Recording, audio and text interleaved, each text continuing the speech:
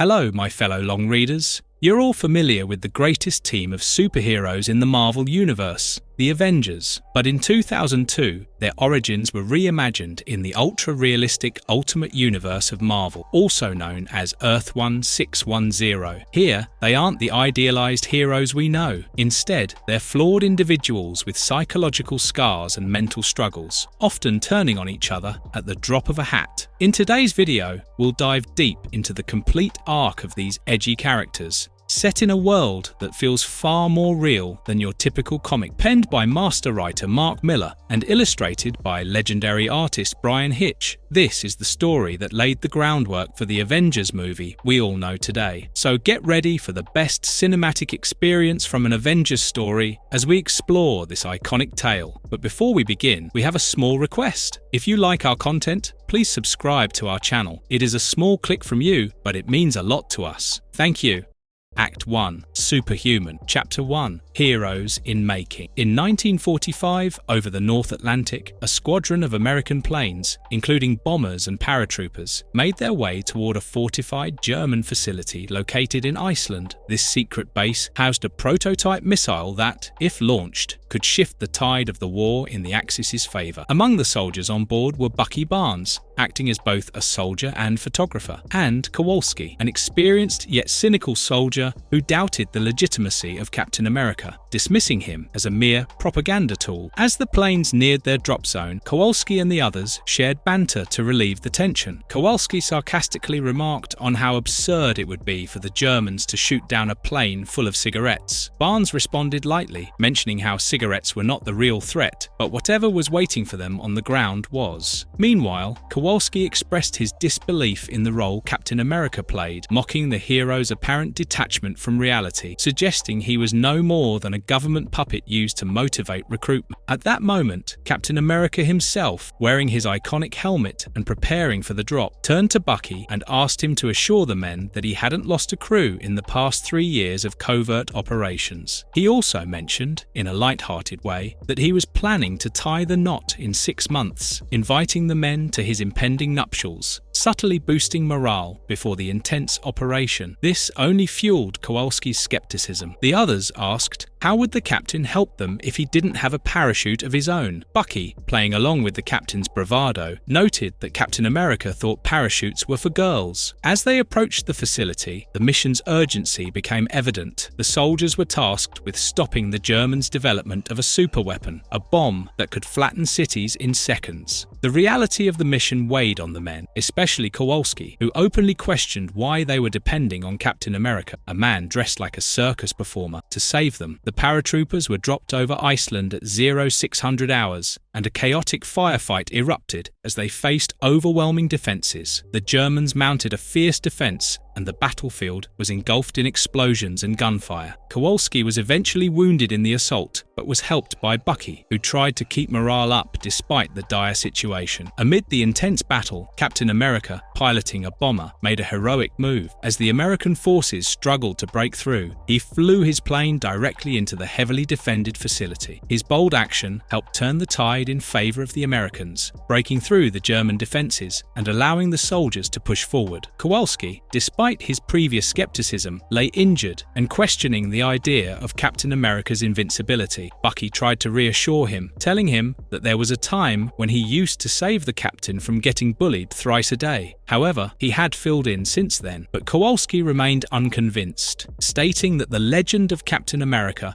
was a myth perpetuated by newspapers rather than an unstoppable hero on the battlefield. Right then, Captain America made his grand entrance, all clad in the US flag, holding his shield up front and shouting, "What are you waiting for, ladies? Christmas?" Captain America, Bucky Barnes, and their squad charged into the Nazi base, facing intense resistance as explosions erupted around them. Captain America led the assault, and as the battle raged, he noticed Bucky being unusually quiet. He called out to him, asking for some of his usual jokes to reassure him that Bucky was still alive. Captain America's light-hearted tone contrasted with the chaos of the battle. Amid the firefight, Bucky was stunned by the scale of the German operation, pointing out a massive missile that towered above them. He wondered how the Germans could be so far ahead of the Allies, despite the imminent success of the Manhattan Project in Los Alamos. Captain America responded grimly, hinting that there were more forces at play in this war than anyone knew. The German officers, realizing their defeat, initiated the launch sequence for the missile. Captain America charged into the fray, determined to stop them, but the missile ignited, filling the room with fire and chaos. Captain America still maintained his composure, quipping to Bucky that it was the perfect moment for a photo, as everything erupted into flames around them. As the Nazi leader, Commander Fritz, shot at Captain America, he told him that the ignition sequence had already been activated and there was no one to command the Allied forces once Washington had been wiped off the map. Captain America jokingly said that he did not go through 6 months of steroids and surgery so that his 15-year-old brother could take a crash course in German. Despite Captain America's efforts, the missile was launched, aimed at Washington, D.C. The German officers gloated, believing they had achieved victory. However, Captain America, undeterred, chased after the missile, vowing to stop it. As he leapt toward the rocket, he shouted to Bucky, explaining that the intel suggested he could still disrupt its course if he could sabotage the propulsion jets within the first 1,500 miles. Bucky was left on the ground, panicking, calling out to Captain America as he made his heroic leap onto the rocket. As Captain America clung to the missile, he set off a massive explosion, attempting to disable the missile's internal guidance system and put it off course. Captain America was thrown off the missile and he fell from the sky. The missile detonated en route. There was a massive blinding flash as all the soldiers watched in shock, realizing that their plan had been foiled, but at great cost. As the soldiers mourned Captain America, he fell into the cold waters of the Arctic Ocean. Captain's real name was Steve Rogers. As he sank deep into the water, unconscious, he reminisced about the last letter he had written to his girlfriend Gail. In Steve's heartfelt letter to Gail, he expressed deep sorrow, knowing that if she was reading it, something terrible had happened. He apologized for leaving her and for going to war, acknowledging the pain she must be feeling. He regretted not being there for her and not fulfilling their shared dreams of marriage, children, and a life together. Envisioning a house with cherry blossom trees on Cedar Street, Steve lamented that they might be robbed of the simple joys others take for granted. But despite their separation, he urged her to remember that God is good, and even in the darkest moments, everything happens for a reason. His conviction remained strong that no matter what, their love was eternal. He reassured her that not even heaven and hell could keep them apart, and that one day they would be together again. He signed off by reaffirming his love, always and forever, and then he completely vanished underwater. On Mount Everest in 2002, Tony Stark shared a moment with his associates, enjoying the isolation from his typical corporate life. Stark expressed how much he cherished being away from the world, free of meetings, cell phones, and business contracts. He found peace in the silence of Everest, far from the demands of Stark International, the third largest company in America. His associates jokingly mentioned that they might have to drag him back to the office, but Stark clarified that the Everest retreat actually helped him focus more on the next stages of his plans. He noted that these 6-week fasts on Everest sharpened his mind and prepared him for the next chapter. Stark instructed one of his companions to contact Jarvis when they returned to camp, asking him to cut short an ongoing Moroccan adventure. He added that Jarvis needed to discuss replenishing his wine cellar at Christie's. Stark also mentioned that he would be staying at his Park Avenue address for the next 12 months. As they continued their climb, Stark declared that the coming Monday would begin a new chapter in their lives. He reminded them of a board meeting scheduled in Manhattan at 9:15 a.m., signaling that their break on Everest was about to end, and it was time to return to their business-driven reality.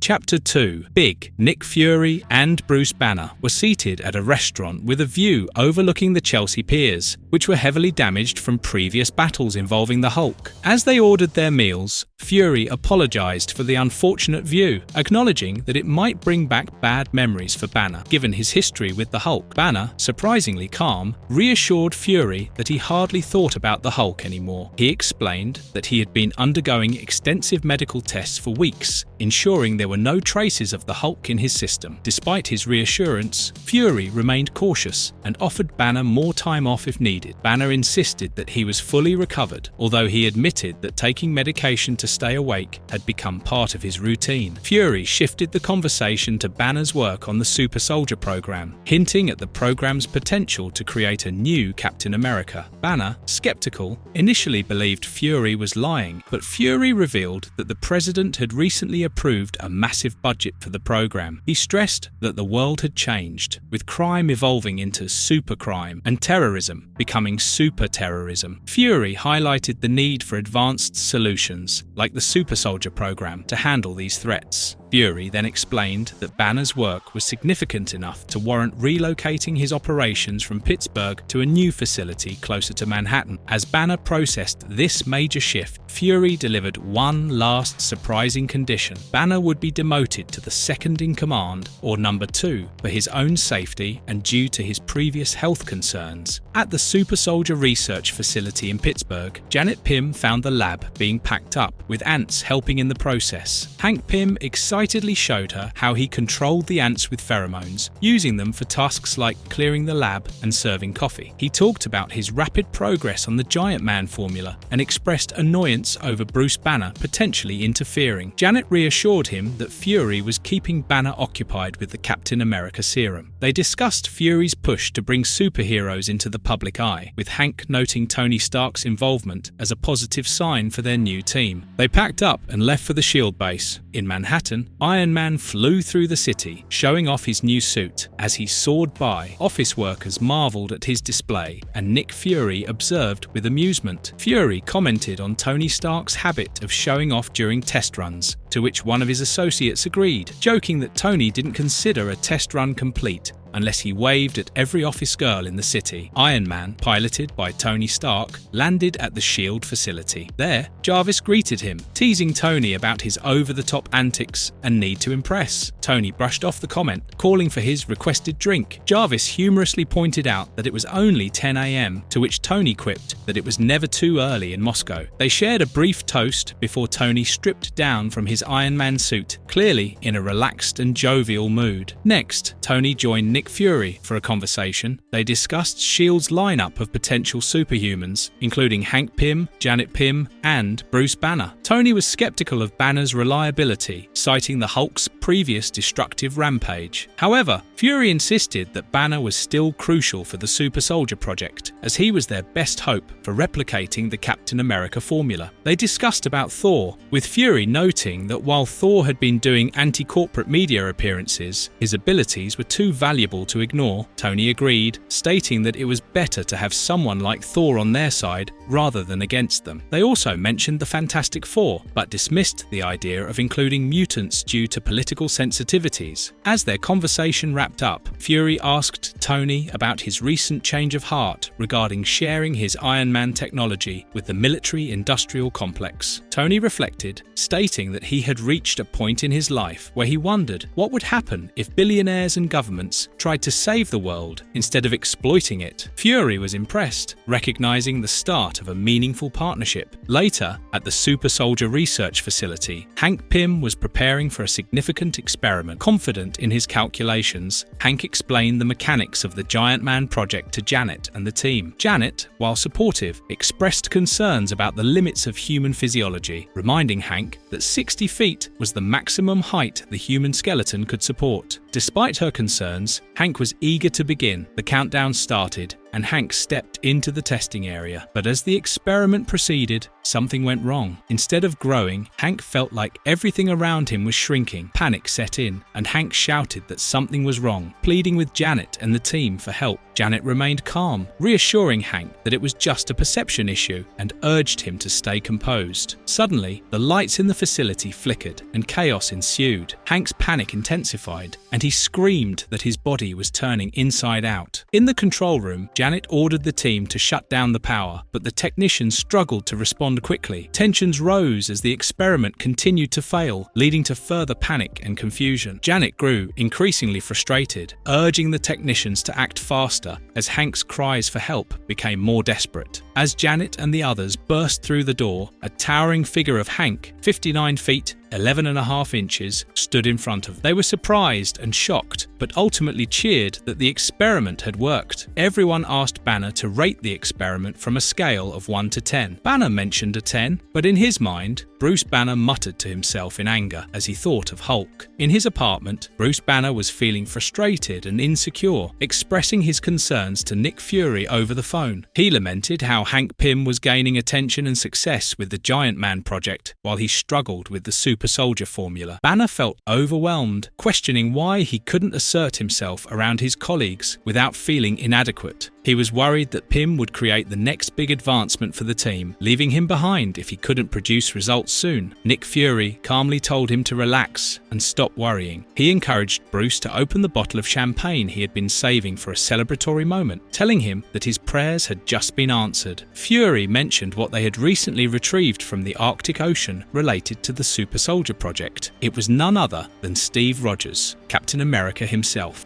Chapter 3 21st Century Boy. Hank Pym, in his Giant Man suit, was interacting with people while Janet Van Dyne was recording him with a camera, clearly enjoying the spectacle. Janet humorously called Hank a ham, noting his theatrical nature. They exchanged light-hearted banter, with Hank responding to Janet's playful critique of his costume, comparing himself to different types of serial killers. Janet sarcastically remarked about his leather suit. Hank mentioned how being large made him hungrier, while Janet reminded him not to eat before shrinking, as it could cause problems. As they talked, Hank marveled at the fact that they were now superheroes, comparing their current life to their earlier days when they were just science nerds. Janet responded that she saw the whole Ultimates initiative as a new beginning for the two of them. Their conversation was interrupted by Janet receiving a text message from Tony Stark, indicating that their personal moment was being interrupted by work once again. In the other end of the city, Nick Fury and Tony Stark were in a serious discussion. Fury revealed that Captain America, who had disappeared in 1945, had been found frozen in ice off the coast of Newfoundland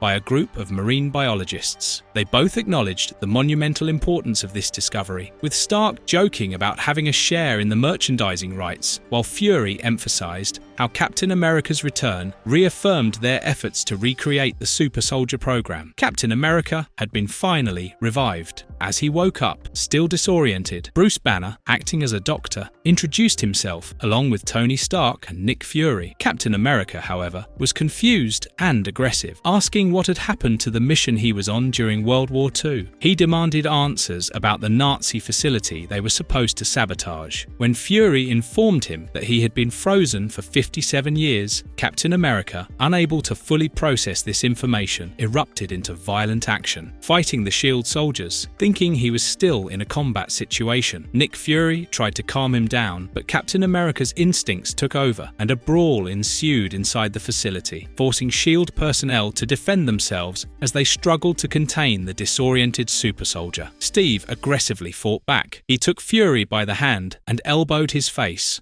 He referred to Fury as Fritz and criticized them for not doing their homework. He said that he saw through their act, since the highest-ranking black man in the US Army was a Brooklyn-born captain that he grew up with. He swiftly overpowered them with his combat skills. As the chaos escalated, Steve used a tray to block tranquilizers and leapt through a window, shattering it as he made his escape. The SHIELD forces scrambled to contain the situation, with a message going out that Captain America had escaped. While soldiers tried to stop him, Steve's enhanced abilities made him hard to contain. Hank Pym, now giant-sized, intervened by smashing Steve into the ground, trying to subdue him. This caused even more panic, with some thinking Hank had killed Steve. Tony Stark expressed frustration, fearing the worst, but Hank reassured him that Steve was still alive, even though the sight made Stark queasy. As Steve regained composure, Bruce Banner, observing from a distance, sarcastically noted that Steve's actions provided the trauma he needed to confirm that the Hulk serum was no longer affecting him. Janet, the Wasp, commented on Bruce's reaction, telling him not to sound so disappointed. After Steve Rogers regained his composure and started coming to terms with his situation, Nick Fury took him on a reflective journey, discussing the past and visiting some meaningful places. During their ride through a quiet neighborhood, Steve apologized to Fury for injuring him earlier, still feeling awkward about the physical altercation they had. Fury brushed it off, mentioning that his nose had been broken more times than he cared to count. Steve then mentioned that he had just discovered some heart-wrenching news. His fiancée from the 1940s had married his best friend, and together they had built a life with kids and grandkids. Steve expressed that there would never be a good time for him to process all this. Fury was concerned, asking Steve if he was truly ready to face such emotionally charged revelations, but Steve insisted it had to be done. They arrived at the house of Bucky Barnes, Steve's closest friend from before he was frozen. Fury commented that Bucky sounded emotionally overwhelmed when they spoke on the phone, considering Bucky was an old man dealing with cancer. Once inside, Steve was greeted by Bucky himself, who, although aged and frail, immediately recognized his friend, addressing him with warmth and familiarity. The two shared a heartfelt reunion, with Bucky expressing his deep emotional response to seeing Steve alive after so many years. Steve, in turn, felt disoriented, explaining how his short time frozen felt like only an instant, yet the world had changed so drastically without him. Bucky informed Steve about his wife, Gail, who was upstairs, too upset to come down. Steve asked about her, and Bucky relayed that she was in a fragile emotional state, struggling to face the man she once loved, who had returned to life after decades. Meanwhile, Gail tearfully looked at old photos of Steve, remembering how his transformation into Captain America had created a distance between them long ago. Later, Steve and Fury took a trip to a graveyard where Steve learned the fates of his family members. Fury read aloud from official records, noting that Steve's father had passed away from a heart attack, his mother from lung disease, and his brother from a cerebral hemorrhage. Steve requested the information, as he needed to know what had happened to those he loved. Fury offered to arrange a reunion with some of Steve's surviving relatives, but Steve dismissed the idea, pointing out that he no longer belonged in this world. He lamented how everyone he remembered had aged or died, leaving him feeling completely detached from the present. Fury tried to console him, but Steve continued to feel the deep loss of everything that had once mattered to him. Finally, as they stood by a flag at the cemetery, Steve reflected on the profound disconnect he felt from the life he had left behind, stating that he wished he had been left in the ice where he belonged, as everything he had loved was now gone. Later, Nick Fury and Betty Ross attended the Ultimates launch event, a grand affair meant to showcase the super team to the public. The event was broadcast in multiple languages, and Fury highlighted the importance of appearances. Fury mentioned Betty's father, General Ross, wondering what he would have thought of the spectacle, which felt more like a Hollywood gala than a military initiative. Betty responded that her goal was to make the Ultimates as famous as movie stars. Meanwhile, Tony Stark and Bruce Banner mingled with guests, with Stark joking about Hollywood relationships. President George W. Bush expressed excitement about Captain America and the super soldier revival, comparing it to playing with action figures. Fury assured the president that Captain America was stronger and more strategic than expected. The conversation touched on the team's power and intelligence, including mentions of a thunder god and potential new super soldier creations. In the end, when asked by the president if the 21st century was cool or uncool, Captain America proudly saluted and called it definitely cool, marking the event a cultural success.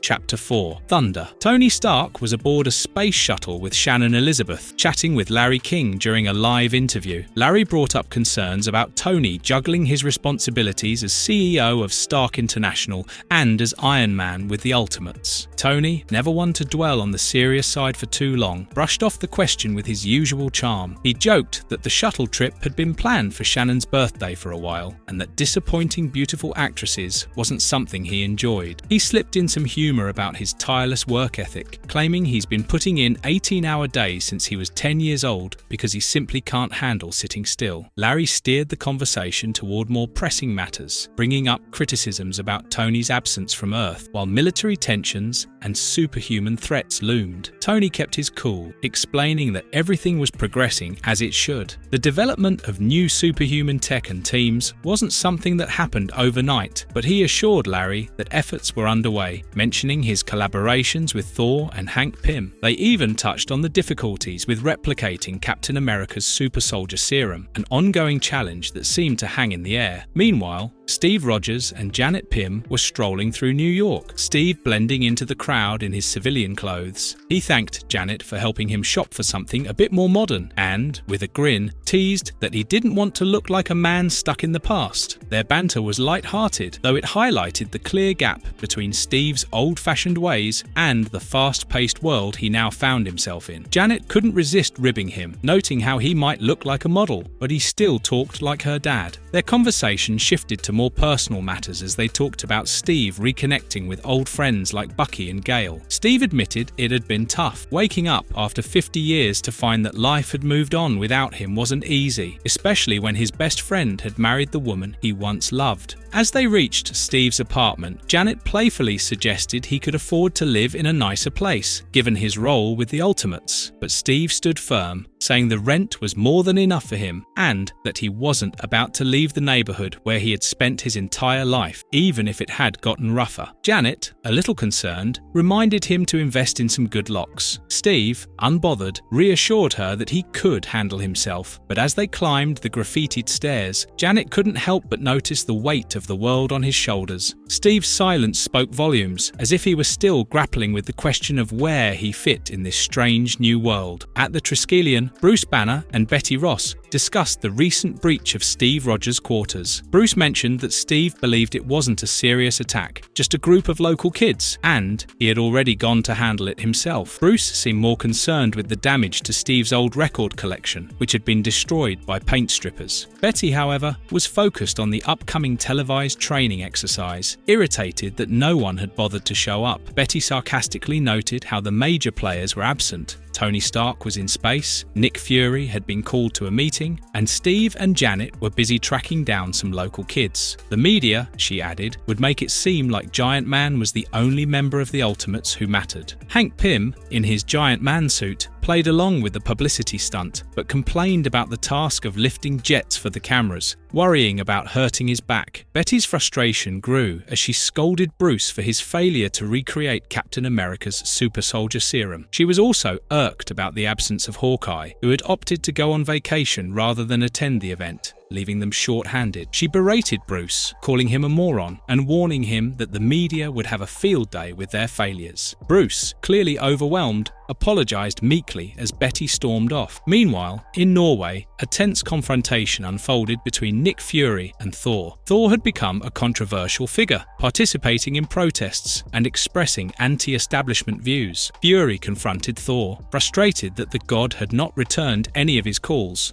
Thor accused the government and S.H.I.E.L.D. of manipulating the media to misrepresent peaceful protests as violent uprisings. Fury, however, was not there to arrest Thor, but to try to convince him to rejoin the team, reminding him that the Ultimates were formed to deal with threats too great for conventional military forces. Thor, uninterested in Fury's rhetoric, dismissed him, stating that he had no intention of joining forces with the corrupt system. Bruce Banner, accompanying Fury, began losing his temper, accusing Thor of being delusional. Thor turned the tables, making a sharp comment about Bruce's insecurities and emotional struggles, particularly regarding his feelings for Betty Ross. As tension escalated, Thor offered to demonstrate the power of Mjolnir if they needed proof of his abilities. The skies responded to Thor's challenge as lightning cracked across the Norwegian landscape, creating a dramatic backdrop for his defiance. As the confrontation reached its peak, Thor declared that his mission was to save the world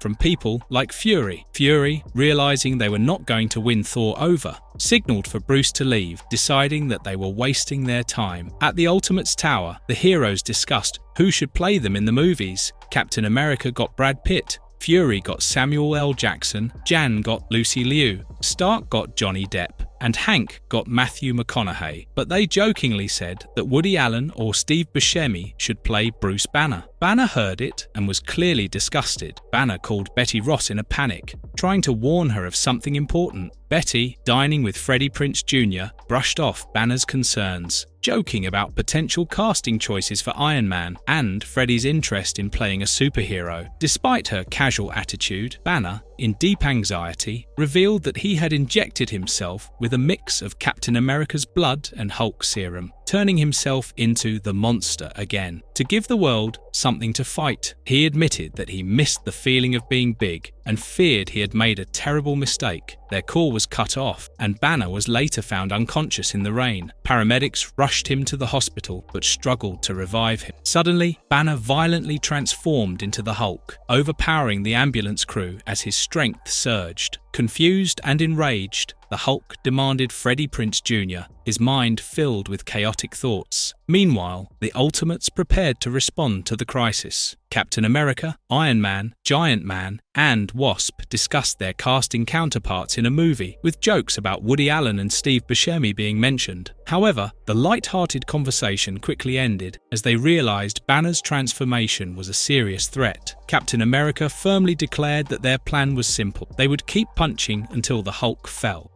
Chapter 5. Hulk Does Manhattan. As the Hulk's rampage continued in the heart of Manhattan, helicopters circled overhead, surveying the devastation caused in just a matter of minutes. Giant Man and the rest of the Ultimates watched in disbelief as Bruce Banner's transformation into the Hulk unleashed unparalleled destruction. Fury, still in command, relayed the grim details. The Hulk had already murdered dozens and was continuing his mad quest to find Betty Ross, specifically targeting her current companion, Freddie Prinze Jr. The Ultimates debated their strategy, knowing they had an antidote, but the challenge was delivering it to the rampaging Hulk. They still hadn't heard from Thor, who had remained aloof, insisting that President Bush double the international aid budget before helping. Captain America claimed that he hadn't lost a fight since 1942 and wasn't planning on starting now. The team assembled in their helicopter, ready to engage Banner before he could cause further destruction. The Hulk, now fully consumed by rage, roared Betty's name and crashed through a restaurant where she was dining. Panicked, Betty screamed for Captain America and Tony Stark to intervene, aware of the peril she and Freddie were in. The Hulk's obsession with Betty drove his violent actions as he battled anyone in his way. Meanwhile, Giant Man entered the fray, attempting to reason with Bruce, but his words fell on deaf ears. The Hulk responded with pure fury, striking Giant Man with devastating force. He drove Giant Man through a building and decimated it. He would have torn his face into bits, but just then, Iron Man utilized his jets to hurl Hulk into Grand Central, which had just been evacuated. He started shooting Hulk with laser blasts, while the science team worked on shrinking Giant Man down. Hulk held Iron Man like a puppet and broke open his helmet. Iron Man called for help. Hulk screamed that he was hungry and tried to eat Tony's head. Tony hit him with a sonic blast and disoriented him. However, he was still in danger. Over the comm channel, Fury told Tony to hit Hulk with whatever he had got and hurl him outside. As Tony blasted Hulk outside, Jan was there. She lured the horny Hulk by flashing herself. She flew to a particular spot as Hulk followed, salivating like an animal. Just as Hulk reached the planned spot, something heavy landed on him. Captain America brought down a freaking tank on the Hulk, but Hulk was still unfazed. Captain America started fighting him in hand-to-hand combat. He repeatedly hit Hulk's face and kicked him and brought him down. He took out the syringe and was about to inject the antidote into him, but Hulk suddenly got back to his senses, held Captain America's hand and snapped it. Captain America screamed in agony. Then Hulk broke the needle. From a distance, Fury watched the chaos unfold, realizing they were running out of options. He grimly began preparing a nuclear contingency in case things went from bad to worse. He shouted out to all points to protect Captain America. Feeling betrayed and enraged, Hulk turned his fury toward Captain America, accusing him of being no different from the rest who had wronged him. Just when hope seemed distant, a bolt of lightning lit up the stormy sky, and Thor made his dramatic entrance. His arrival brought a moment of hope. With Mjolnir in hand, Thor charged into battle, bringing the full force of his godly thunder down on the Hulk. The clash between them sent shockwaves through the city. Though Thor's strength was enough to crack bones and bring the Hulk to his knees, the beast was relentless, mocking Thor even as he fought through the pain. Still, Thor didn't let up, striking blow after blow, trying to contain the monster. He broke Hulk's jaw, cracked his ribs, punctured one of his lungs, but Hulk said that the maid only made him hornier. He threw Thor, and he landed far. Meanwhile, Betty and Freddie Prinze Jr. were being flown to safety, part of a desperate plan concocted by Captain America. He knew that Hulk's obsession with Betty might be their only chance to lead him away from the city and prevent further destruction. Meanwhile, Wasp, shrinking down to reach Hulk's brain through his ear, she aimed for the one part of Banner still human, his frontal lobes. She explained to General Fury that her mission was to quiet the anger that drove him. As the plan unfolded, Betty, caught in the eye of the storm, watched the toll the battle was taking on Bruce. It wasn't just the Hulk raging below. Banner himself was breaking. Hulk's obsession with Betty overwhelmed him. He roared her name. Anguish and fury mixed in his voice. With a terrifying leap, he left the aircraft, smashing into the ground below, wrecking everything in his path. Wasp released her sting on Hulk's frontal lobe. It disoriented him, and he smashed back to the ground. When the dust settled, what remained wasn't the unstoppable Hulk, but Banner,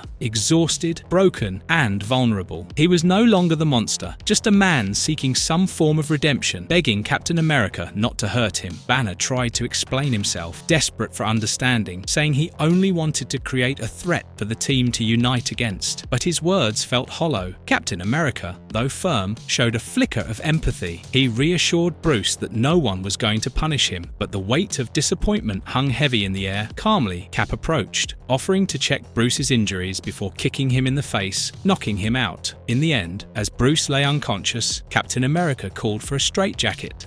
Chapter 6. Giant Man vs. Wasp. The Triskellion, base of the Ultimates, became a scene of organised chaos, with medical personnel rushing to aid the wounded. Helicopters landed, bringing in more injured from the battlefield, as the consequences of the Hulk's rampage weighed heavily on everyone. Betty Ross, struggling with guilt, confided in General Fury as they rode an elevator down to see Banner. She admitted that her treatment of him, flirting with Freddie Prinze Jr. and belittling Bruce, might have been the final push that sent him over the edge. Fury reassured her, telling her she wasn't the one who had been throwing cars and smashing buildings, but Betty couldn't shake the feeling that she was at least partly responsible. As they neared Banner's containment unit, Betty reflected on how far he had fallen, now battered and broken, after reverting from the Hulk. She expressed disbelief that someone could want her so much that they'd put themselves through this kind of torment. Fury, more focused on the public's reaction, grumbled about the PR nightmare, asking how they could possibly spin this disaster. Betty suggested they simply hush up the Banner connection, ensuring that the public would see the Ultimates as the heroes who saved Manhattan. Outside, Captain America and Iron Man dealt with the aftermath in their own way. Tony lightened the mood, telling reporters he'd relied on a few glasses of wine to keep his nerves steady during the battle, downplaying the chaos they had faced. Nearby, Thor distanced himself from the media, refusing to let himself be labelled as one of Bush's super commandos. In the interview, Jan humorously told the press that while her husband, Giant Man, had taken a beating, it was his ego that had suffered more than his body. Back at the Triskellion, Fury teased Janet about her upcoming celebrity events, including a private dinner at Tony Stark's. They discussed how the team was adjusting after the battle with the Hulk, with Fury reflecting on how Thor and Tony had bonded despite everything. He also mused that for all their attempts to recruit Thor, maybe all they needed to do was invite him to dinner. At Tony Stark's luxurious residence on Park Avenue, Captain America, Thor, and Tony Stark engaged in light conversation. Stark expressed his excitement about their previous encounter with the Hulk, highlighting how exhilarating it was, even mentioning a DVD release that sold millions of copies. While Stark revelled in the public's perception of their heroics, Captain America showed concern over the fact that the public wasn't aware that Bruce Banner was the Hulk. Stark dismissed this concern, emphasizing the importance of maintaining the feel-good factor for the public. The trio strolled through Stark's art-filled halls, discussing the boxes scattered around. They entered another room filled with art and relics, where Stark continued to poke fun at his own wealth. Meanwhile, Jarvis, Tony's trusted butler, prepared drinks. Stark teased Jarvis for cancelling his plans, despite Jarvis's original intention to attend a club event with Alfred Pennyworth. At Hank and Janet Pym's place, Jan was frustrated as she found Hank engrossed in his work, despite a planned night out at Stark's. She teased him, reminding him that staying cooped up in his lab made him irritable. Hank, however, was determined to finish his work on the Ant-Man helmet and brushed off the social commitment. Their conversation turned sour as Hank's insecurity about Jan's public interactions with Captain America surfaced. He accused her of embarrassing him, referring to a widely circulated photo of her kissing Captain America. Hank broke the limit and called Jan for what she was, a mutant. Jan highlighted that Hank could never have come up with the giant man formula if she had not given her blood samples to him. She said that all Hank could do was control ants through his helmet, and Banner was twice the gene man he was. In retaliation, Hank slapped her. He immediately gathered himself and said sorry to Jan, but she took a transistor and smashed it on his face. At Tony Stark's residence,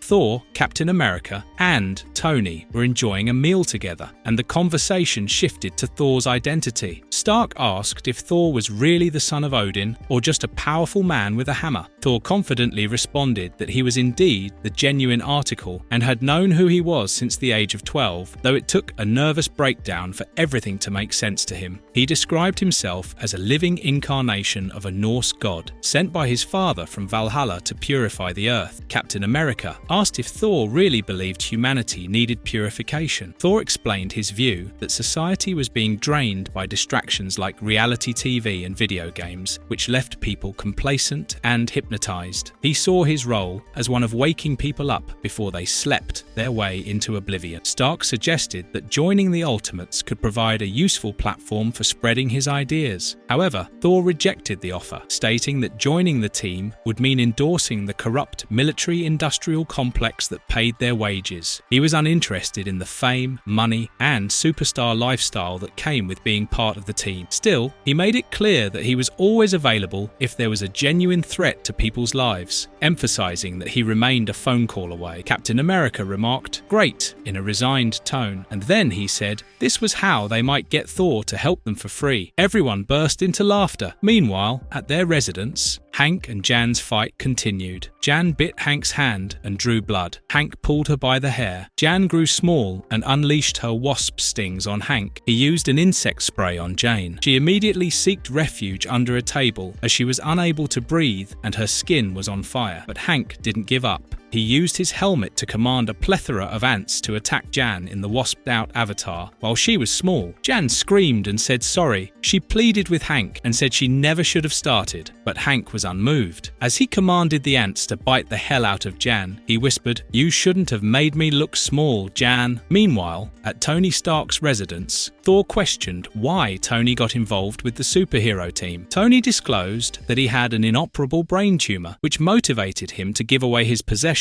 and risk his life to make the world a better place. Thor and Captain America were shocked, and when asked how much time he had left, Tony replied the doctors gave him between 6 months and 5 years. Despite the heavy moment, Stark tried to lighten the mood by asking Jarvis to bring a gift he had prepared for Captain America. The gift was his old helmet, once belonging to the bravest soldier the woman who gave it to him had ever known. They ended the evening with a toast to absent friends and to those who had contributed to their being there, including Bruce Banner. And at Jan's place, Hank sat bewildered, out of his mind, and repenting over what he had done to Jan.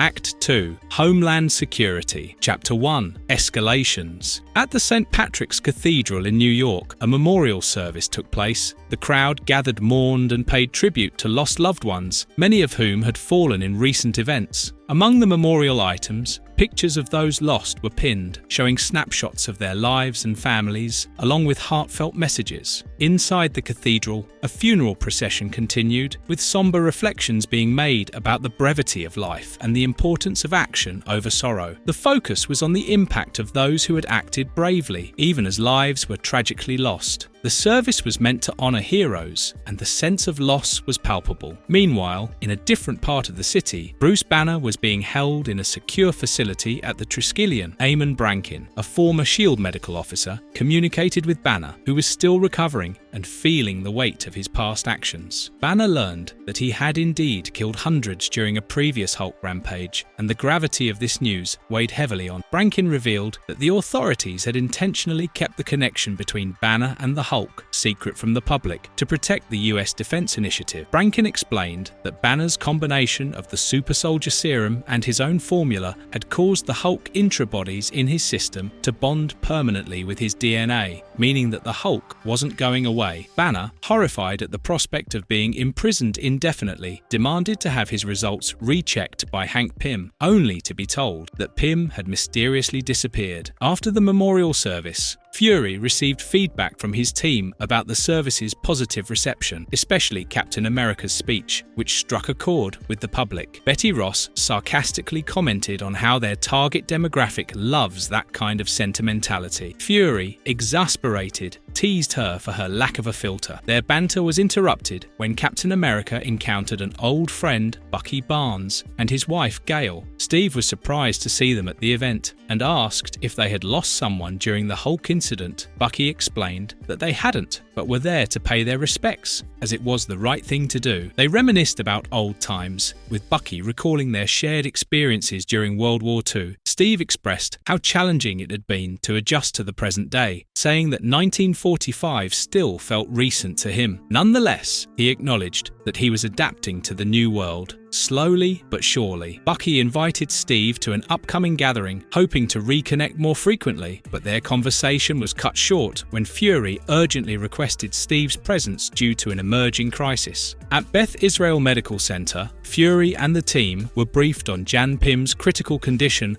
following a violent confrontation. The doctors explained that she had suffered from anaphylactic shock and was experiencing severe complications. They speculated that the large ant-like bite marks on her body were from a fight that occurred while she was in her wasp-sized form. The team suspected Hank Pym's involvement, especially after learning from neighbors that the couple had been arguing and Hank was seen fleeing the scene in the early hours. As the team discussed the disturbing details of the attack, it became clear that the situation with Hank was escalating beyond anyone's expectations. Fury, now seeing the media catching wind of the incident, ordered Jan to be taken back to base to protect her from the press. At the Empire Diner, Betty Ross and Tony Stark reflected on Hank Pym's behavior. Betty recounted stories from their college days, revealing how Hank's abusive tendencies had surfaced long before. Tony, shocked and at a loss for words, pressed her on why this information had never come to light before, especially considering how compromised it left their operations. Betty admitted that she had hoped things would improve between Hank and Jan, but now realized how dire the situation had become. News of an arrest warrant being issued against Hank began circulating, bringing the issue fully into the public eye. Meanwhile, Thor, embodying his divine presence, soared through the sky, his hammer in hand, as a powerful symbol radiating hope to the people. At the Triskelion, Nick Fury conversed with Natasha Romanoff, aka Black Widow, trying to shift his focus away from the media frenzy surrounding Hank Pym. Natasha reported that there were 528 sleeper agents at 2 different locations, and she and Hawkeye were planning a strike later that day, with the mutants on standby if needed. Fury, half-jokingly, offered to send more media-friendly reinforcements, but Natasha declined, preferring to handle the extraterrestrial threats with her team. Meanwhile, Fury was informed that Thor had arrived, though Tony Stark would be late due to business commitments. Thor nonchalantly mentioned he had been battling the mythological Midgard serpent all morning, to which Fury humorously reacted with skepticism. In another room, a search was underway for Hank Pym. Steve tracked Pym through SHIELD satellites. Finally, he found out that Pym was located in Chicago, at a pub. He called out to SHIELD Transport and said, "Get me a helicopter."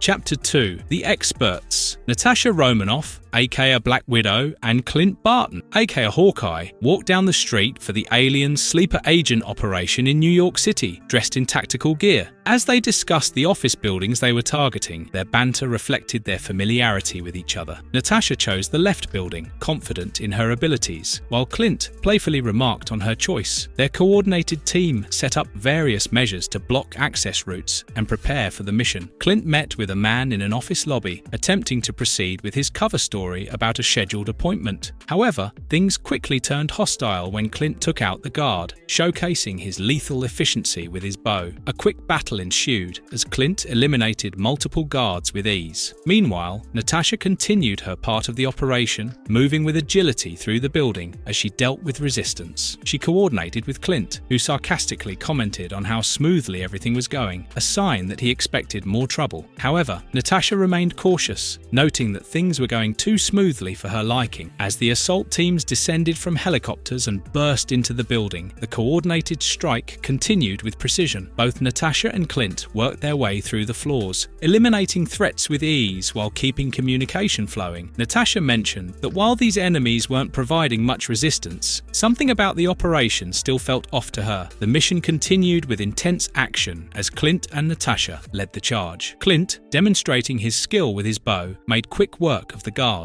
He directed the SHIELD agents to make sure they retrieved the valuable information from the computers. Just then, one of the SHIELD agents found a bomb-like device in one of the sleeper agents' hands. There was a huge blast. Natasha shouted out for Clint. So did the other agents below. After the explosion, Clint found himself hanging from the wreckage of the 38th floor, his grip tight on Agent McQuillan. Most of their team hadn't survived. As Clint struggled to find stability, the radio crackled with bad news. 3 or 4 sleeper agents were moving toward him, shielded and ready to attack. With his options narrowing, Clint called out, "Widow!" Natasha was already moving, her mind racing. She assessed the situation quickly. She contacted the helicopter hovering above and told them to throw the sniper rifle on her mark. She sprinted through the corridors, her guns blazing. Each shot was precise, taking down several of the sleeper agents and clearing her path. As she approached the broken windows, she gave the signal to the helicopter. "Mark!" she shouted, just as she dived through the shattered glass. The sniper rifle hurtled down from the helicopter, and in one fluid motion, she caught it and landed on the 39th floor. She aimed and fired, taking out the agents surrounding Clint. Clint watched as Natasha neutralized the threat with cold precision. Once the mission was secured, Natasha helped Clint down, and the two made their way back to the Triskellion, where the rest of the team waited. Gathered together with Thor, Tony, Pietro, and Wanda Maximoff, they listened as Fury laid out the real threat they were facing. Fury informed them that the world was currently home to 11 alien species, some of which had been manipulating events for centuries. The Chitari were at the center of the conspiracy, having infiltrated Earth back in 1777. They were 8 feet tall reptiles who could assume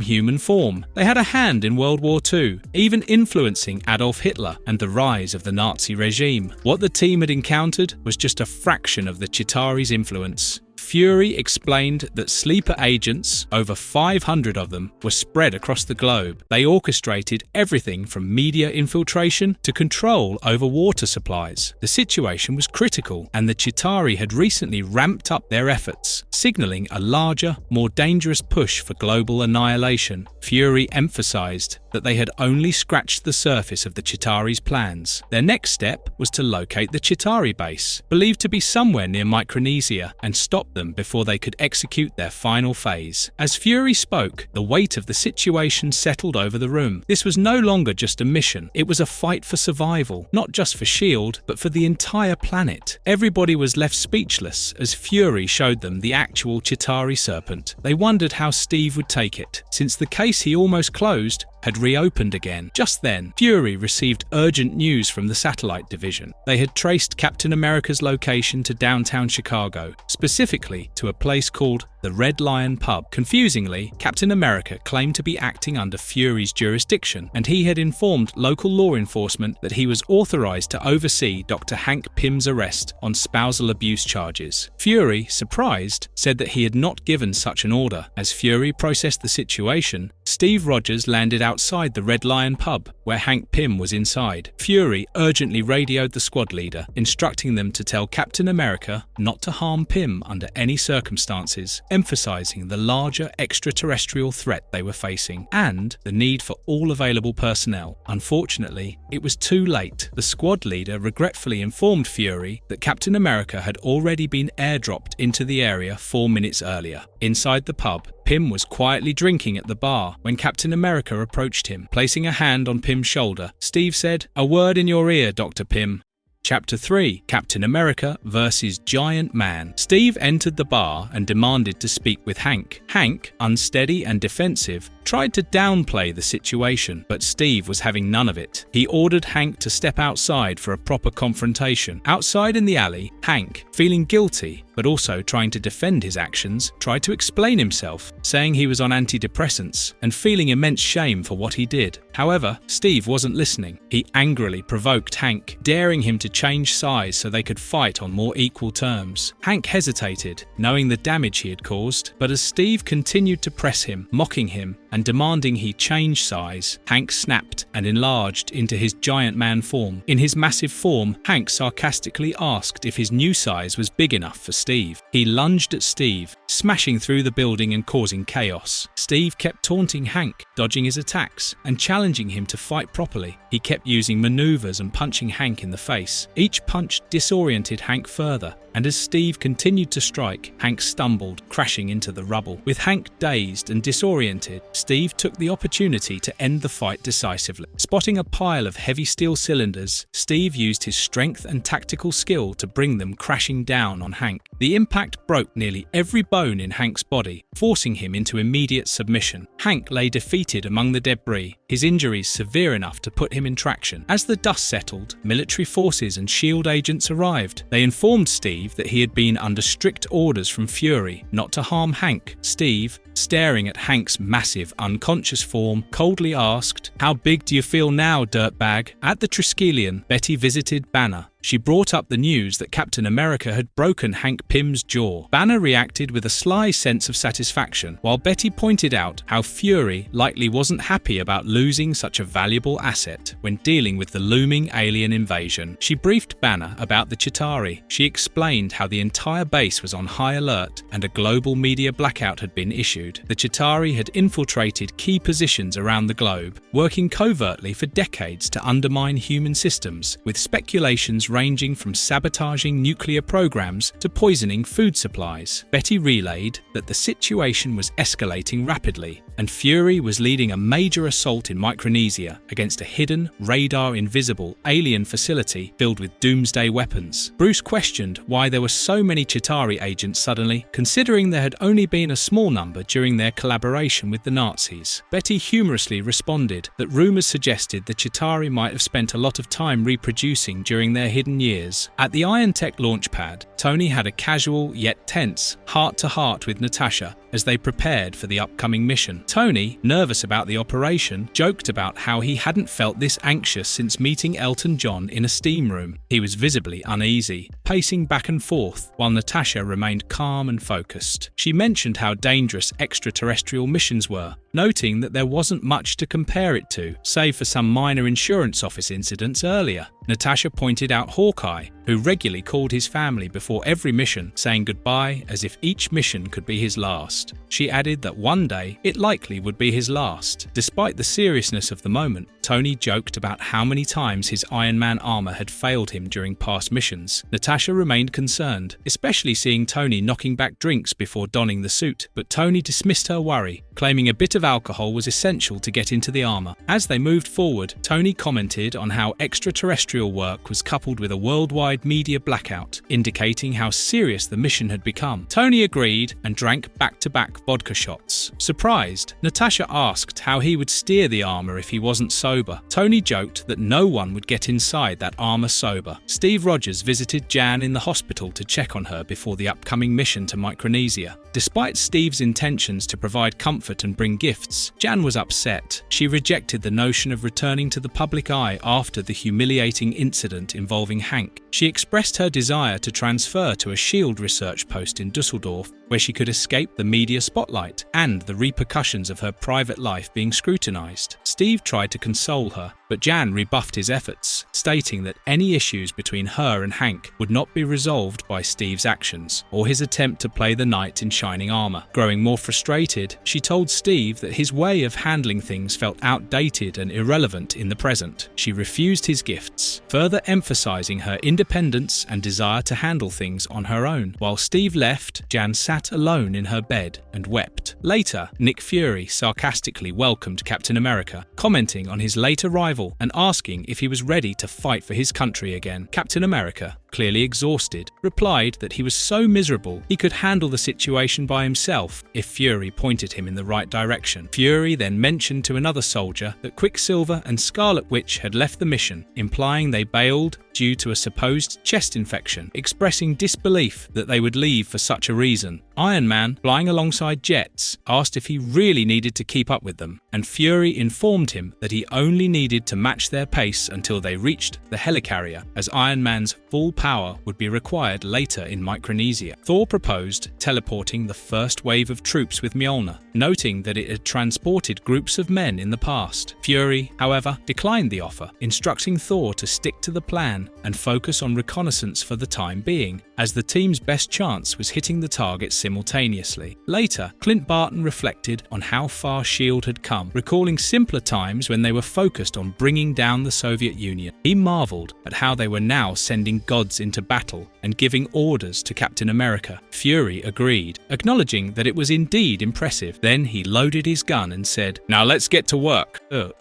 Chapter 4: Devils in Disguise. In 1944, a Nazi train in Poland was carrying critical supplies. Herr Kleiser, standing atop the train, sarcastically questioned Captain America, hoping he wasn't feeling optimistic about the mission. Captain America's hijackers had been defeated, and Kleiser gloated over the victory. He pointed out that the superweapon parts on the train would reach their destination, and his wound from Captain America's shield had already healed. Kleiser mocked the failed attempt, suggesting Captain America's sacrifice was pointless. He added that the bomb they were building would destroy London and the Germans would win the war in 8 months. Captain America calmly clarified they weren't there to hijack the train, but to destroy it. Captain America had placed explosives on the train and it was about to go off. He told Kleiser, "Tell Hitler thanks for making such a big deal about the trains running on time." Kleiser, caught off guard, ordered his men to shoot, but Captain America had already jumped into the river. Then Kleiser screamed as the bomb exploded, obliterating the train and its precious cargo. A year later, in Marrakesh, Captain America met with General Eisenhower, Field Marshal Montgomery, and others. Laughlin Curry introduced himself and shared a message from the US President, mentioning how his grandchildren still collected clippings about Captain America. A general asked if Bucky was still traveling with him, and Captain America explained that he had promised Bucky's mother he would keep the boy safe.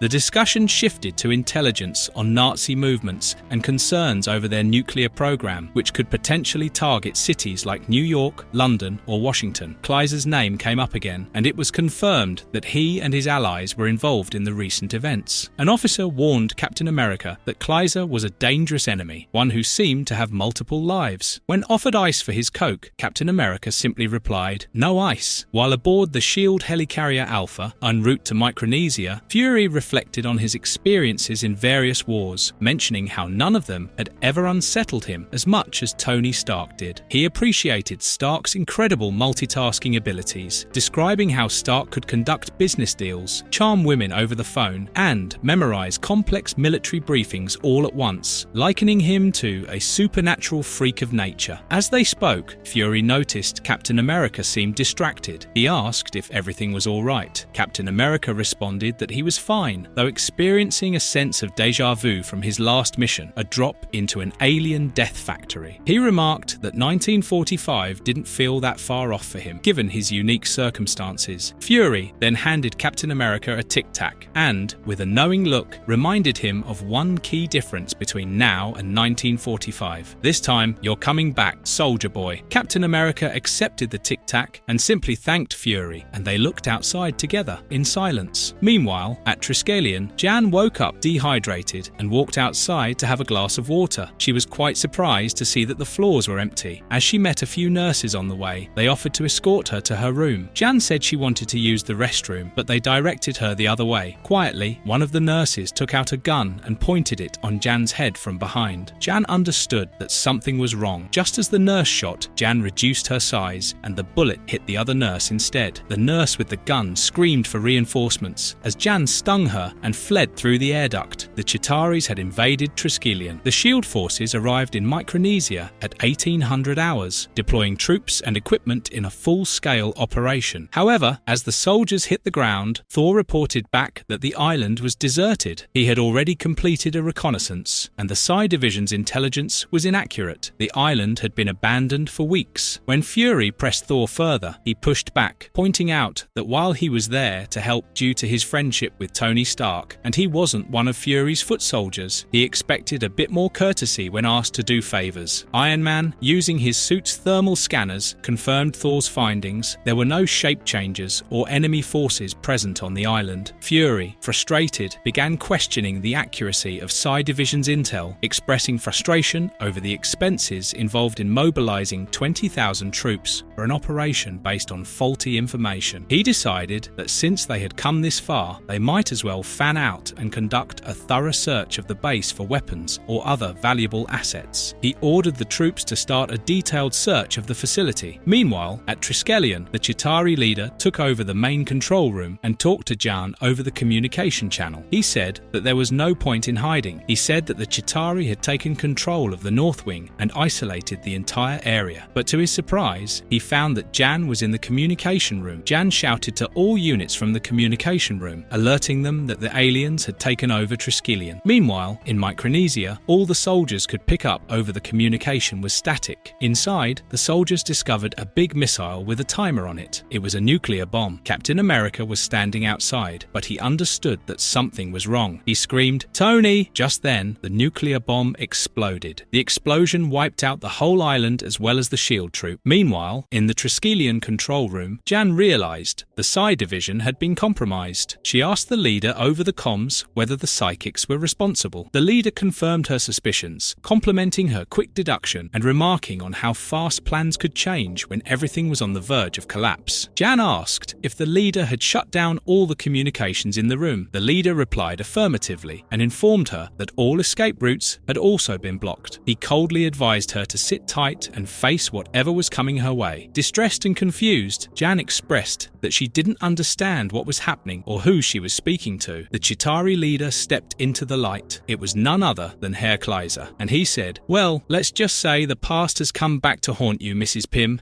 Chapter 5. The Art of War. At 18:30 hours in Micronesia, the remains of a devastated battlefield were scattered across the ocean, with ruined ships and skeletons strewn about. Kleiser's agents reported to him that everyone within a 100-mile radius of the bomb had been obliterated. Kleiser, however, insisted they check again to confirm that Captain America and his battalion had also been eliminated, expressing frustration with the lack of thoroughness in their confirmation. Meanwhile, Jane was in a control room when Kleiser's men breached the area. He blasted through the walls, leaving her with no escape route. Kleiser calmly entered, mocking Jane and her situation, informing her that she had nowhere left to run. When Jane defiantly attacked him using her wasp stings, Kleiser easily caught her and taunted her, explaining that while her stings might be enough to take down his soldiers, they were ineffective against him. As he held her in his grip, he ordered his soldiers to retrieve a test tube and put her in it. After subduing Jane, Kleiser and his men moved through the base, discussing their control over key strategic points within S.H.I.E.L.D. He revealed to Jane that they had infiltrated several positions, including within the Triskelion, and explained their manipulation of events. Kleiser belittled the loss of 20,000 troops, noting that their deaths would be hidden from the public as they were Black Ops soldiers. Kleiser further elaborated on their long-term goals, explaining that this was never about an alien invasion, but rather about curing humanity of its independence. He described his race, the Chitari, as the universe's immune system, working to bring order and synchrony across the galaxy, having been engaged in this mission since the dawn of time. At their base in the Arizona desert, Kleiser conversed with Jane Pym as he showcased his hidden Nazi operation. Kleiser revealed their long-term plans, including mood suppressants being added to the water supply and an upcoming microchipping program designed to eliminate independent thought across the globe. globe. Jane condemned his collaboration with the Nazis, mentioning the atrocities of the death camps. Kleiser, unfazed, dismissed the moral implications, stating that the Nazis' eccentricities were tolerated because they were supportive of their goals. Kleiser explained why he and his men, despite being shapeshifters, retained their human forms and used German names. Kleiser explained that taking on human flesh made interacting with humans and moving within the three-dimensional world easier. He further revealed that the Nazis who had collaborated with them willingly surrendered their bodies to the aliens. Kleiser taunted Jane, asking her to guess who he would become next. Meanwhile, the Chitari fleet suddenly arrived in Earth's atmosphere, represented by massive triangular spacecraft that materialized over major locations around the world. These spacecrafts generated global panic as the skies filled with alien vessels, with civilians and even the military taken by surprise. In response, the US president addressed the nation, calling for calm, but questions arose about why no jets had been scrambled and why the military had not responded to the threat. The public, however, appeared more curious and intrigued by the arrival of the alien ships rather than frightened. Kleiser, meanwhile, prepared for a catastrophic event, intending to destroy the entire solar system with a bomb, declaring it necessary to eliminate what he saw as a cancer that could spread. As the countdown continued, his agents notified him of unusual activity detected near Micronesia, hinting at potential interference. One of the agents asked Kleiser, "Does Iron Man's armor have a functioning force field?" And then Seven Thunders cracked open the skies. It fried most of the Nazi soldiers in the base. Kleiser, bewildered, dropped the test tube, which broke on impact, and Jane was freed. As he looked up front, the Ultimates had arrived at the scene, with what was left of the S.H.I.E.L.D. army. Captain America raised his shield and said, "Tony." Thor led the charge. As Iron Man and Thor flew up, Fury organized a defensive perimeter around Captain America and Iron Man as they prepared to engage the enemy. He gave orders to lay down suppressive fire while they moved into position. Captain America instructed Iron Man to broadcast on all US military frequencies, ensuring that every branch of the military could hear his message. As explosions rocked the battlefield, Captain America began his broadcast. He urged all military personnel to disregard the orders from their compromised commanders, who were now under alien control. He called on them to gather their weapons and join the fight, rallying the scattered forces under his leadership. The stakes were made clear. Alien forces had infiltrated S.H.I.E.L.D. and now posed an existential threat to humanity. Captain America delivered a powerful message of patriotism, calling on the soldiers' loyalty to their country. He ended his broadcast with a direct appeal: "Your country needs you."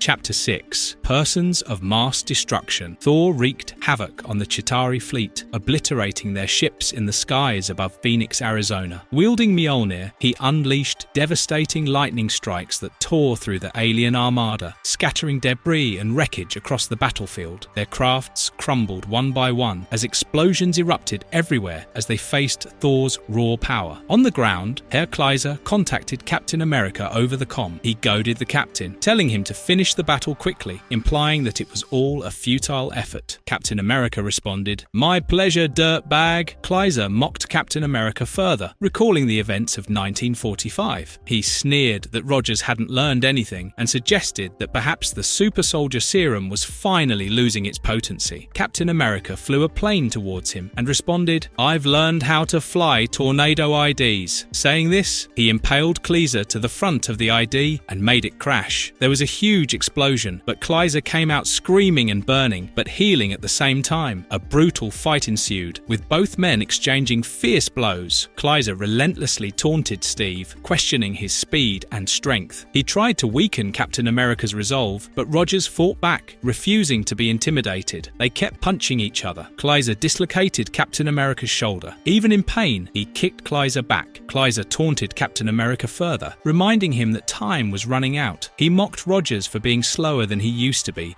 and implied that the super soldier serum might finally be failing him. Captain America, in response, demanded that Kleiser shut up and die. Kleiser further commented on how Rogers had lost his edge, suggesting the fight was futile for him. He started beating Captain America with a chunk of concrete. He pointed out that in just 18 minutes the planet would go up like a tinderbox, implying all was lost, and it wouldn't have happened if Rogers had not stopped the train in Poland that day. Clint contacted Natasha urgently. He was frustrated by the lack of air support and made it clear that without help, his team was overwhelmed. His situation was dire, with his team pinned down amidst the chaos, and he demanded to know her position. Natasha said that she was preoccupied with evacuating everything in a 30-mile radius due to the potential detonation of a doomsday weapon. Despite securing the main building and locating the Wasp, the ground situation was still desperate. Suddenly, Clint's situation took a turn for the worse when explosions rocked the area, and his vehicle was flipped over. As he scrambled to recover, he realized that Iron Man had inadvertently attacked his own team, mistaking them for enemies. He angrily called out Iron Man for taking out his men. Iron Man, however, was quick to clarify that it wasn't him, but Thor, who was out of control. Iron Man was warned by Thor to lose altitude and get to safety. Thor, fully unleashed in the sky, swung Mjolnir wildly, sending massive lightning strikes all around him. Thor's lightning crackled through the sky, engulfing entire Chitari ships in destruction. The sheer power of Thor's attack left no chance for the Chitari to regroup, as their ships disintegrated under the force of the storm. Meanwhile, back on the ground, Fury observed the devastation in awe. He was shocked at the ferocity Thor unleashed, commenting that he thought Thor was supposed to be a pacifist. Thor replied over the comm, "A pacifist with a big scary hammer, General." As the battle raged on, Thor continued to dismantle the Chitari armada, with fire and destruction spreading across the battlefield. His onslaught was relentless, ensuring that the alien invasion was met with ultimate force. Seeing Captain America in trouble, Nick Fury ordered his team to activate a light-sensitive mode, overriding budget restrictions for 1 minute. Meanwhile, Herr Kaiser continued to taunt Captain America as they fought, mocking how much fear Captain once instilled in the Nazis. They feared Captain America would spoil everything for them. He pointed out that beneath all the muscle mass, he still saw the scrawny, rejected soldier that once appeared on recruitment posters. Kaiser had always wanted to defeat and consume Captain America and then take his place. As they struggled, Kaiser landed brutal blows on Captain America, pinning him down and preparing to deliver a fatal strike. Fury intervened at the last second, firing a shot directly at Kaiser's head. The bullet connected, momentarily halting Kaiser, but the alien villain taunted Fury, mocking him for thinking a simple bullet could stop him. As Kaiser healed, he kicked Fury and incapacitated him. Below, the evacuation teams faced a dire situation as one of the massive Chitari ships, 5 blocks wide, began descending rapidly toward Phoenix. Foxtrot 3 reported to Sierra 1 that the ship was dropping like a stone, and there was nothing they could do to stop it. The sheer size of the ship made the situation seem hopeless as the team pondered how to handle such an overwhelming threat. Iron Man came online and revealed that he had been waiting 20 minutes for an opening like this, despite protests from his team, warning him that even at full power, he couldn't stop something that large. Iron Man was determined to act. He clarified that he wasn't trying to stop the ship. Instead, he rerouted all power to his main boosters and set off on a mission to divert the massive vessel. On the streets of Phoenix, civilians ran in panic as the ship approached the city, causing devastation in its path. The ground quaked and buildings crumbled as the ship neared the surface. However, Iron Man managed to divert the ship's course, saving the city from complete destruction. After this colossal effort, Iron Man collapsed, his suit drained, and he was immobilized. His team called for medics to assist him, noting how Stark had vomited inside his helmet due to the immense strain. Stark expressed doubts, revealing his insecurity about not being as smart or capable as everyone believed. He admitted he couldn't do it anymore. One of the soldiers asked him, "Well, if you can't, who will?" Stark looked at the people staring at him. He gathered himself and asked the soldiers to manually boost his suit's battery by plugging him into the local grid. They moved him to a nearby power source, setting up a recharge, while he joked that any harm to him would result in thousands of Stark employees losing their jobs. With the boost in power, Stark regained his strength. As civilians looked on in awe, Stark activated his Iron Man armor once more. A kid smiled at him and gave him a thumbs up. Stark also gave back one and flew up in the sky, saying, "I believe I've got a job to do." In the Chitari command center, Natasha and Jan led a surprise attack, taking down many of the alien operatives. Supes, Natasha took charge, aiming her gun at a Chitari commander, demanding whether he would deactivate their superweapon. The Chitari scoffed at her, calling humans insignificant in the ancient struggle between his people and their enemies. He voiced his contempt for Earth, declaring that he would rather see the world destroyed 1,000 times over than let it fall to what he called walking cancer cells. Unimpressed by his arrogance, Natasha shot him. However, the problem still remained. Deactivating the weapon was a significant challenge, made worse by the fact that the instructions were in an alien language. Meanwhile, Captain America and Herr Kleiser continued their brutal hand-to-hand battle. Kleiser taunted him, trying to break him mentally by demanding that he surrender. Fueled by anger, Captain America roared while he regained control of the fight. "Surrender! Surrender!" He took his shield and hurled it and cut Kleiser in half, and then screamed at him, "You think this letter on my head stands for France?" At the same time, Fury and his team faced a difficult decision as their earlier plans to stop the Chitari failed. They discussed using nuclear force as a last resort. Meanwhile, Bruce Banner was held by military personnel who were under orders to trigger his transformation into the Hulk. Despite his pleas, Banner explained that he had taken an antidote to prevent turning into the Hulk, ensuring he couldn't transform, no matter what they did to him. The soldiers, however, disregarded his protests, determined to follow through with their orders, even as Banner's desperation grew. When their beating wouldn't transform him, they threw Banner from the helicopter to the battlefield below, as Banner screamed, "No!"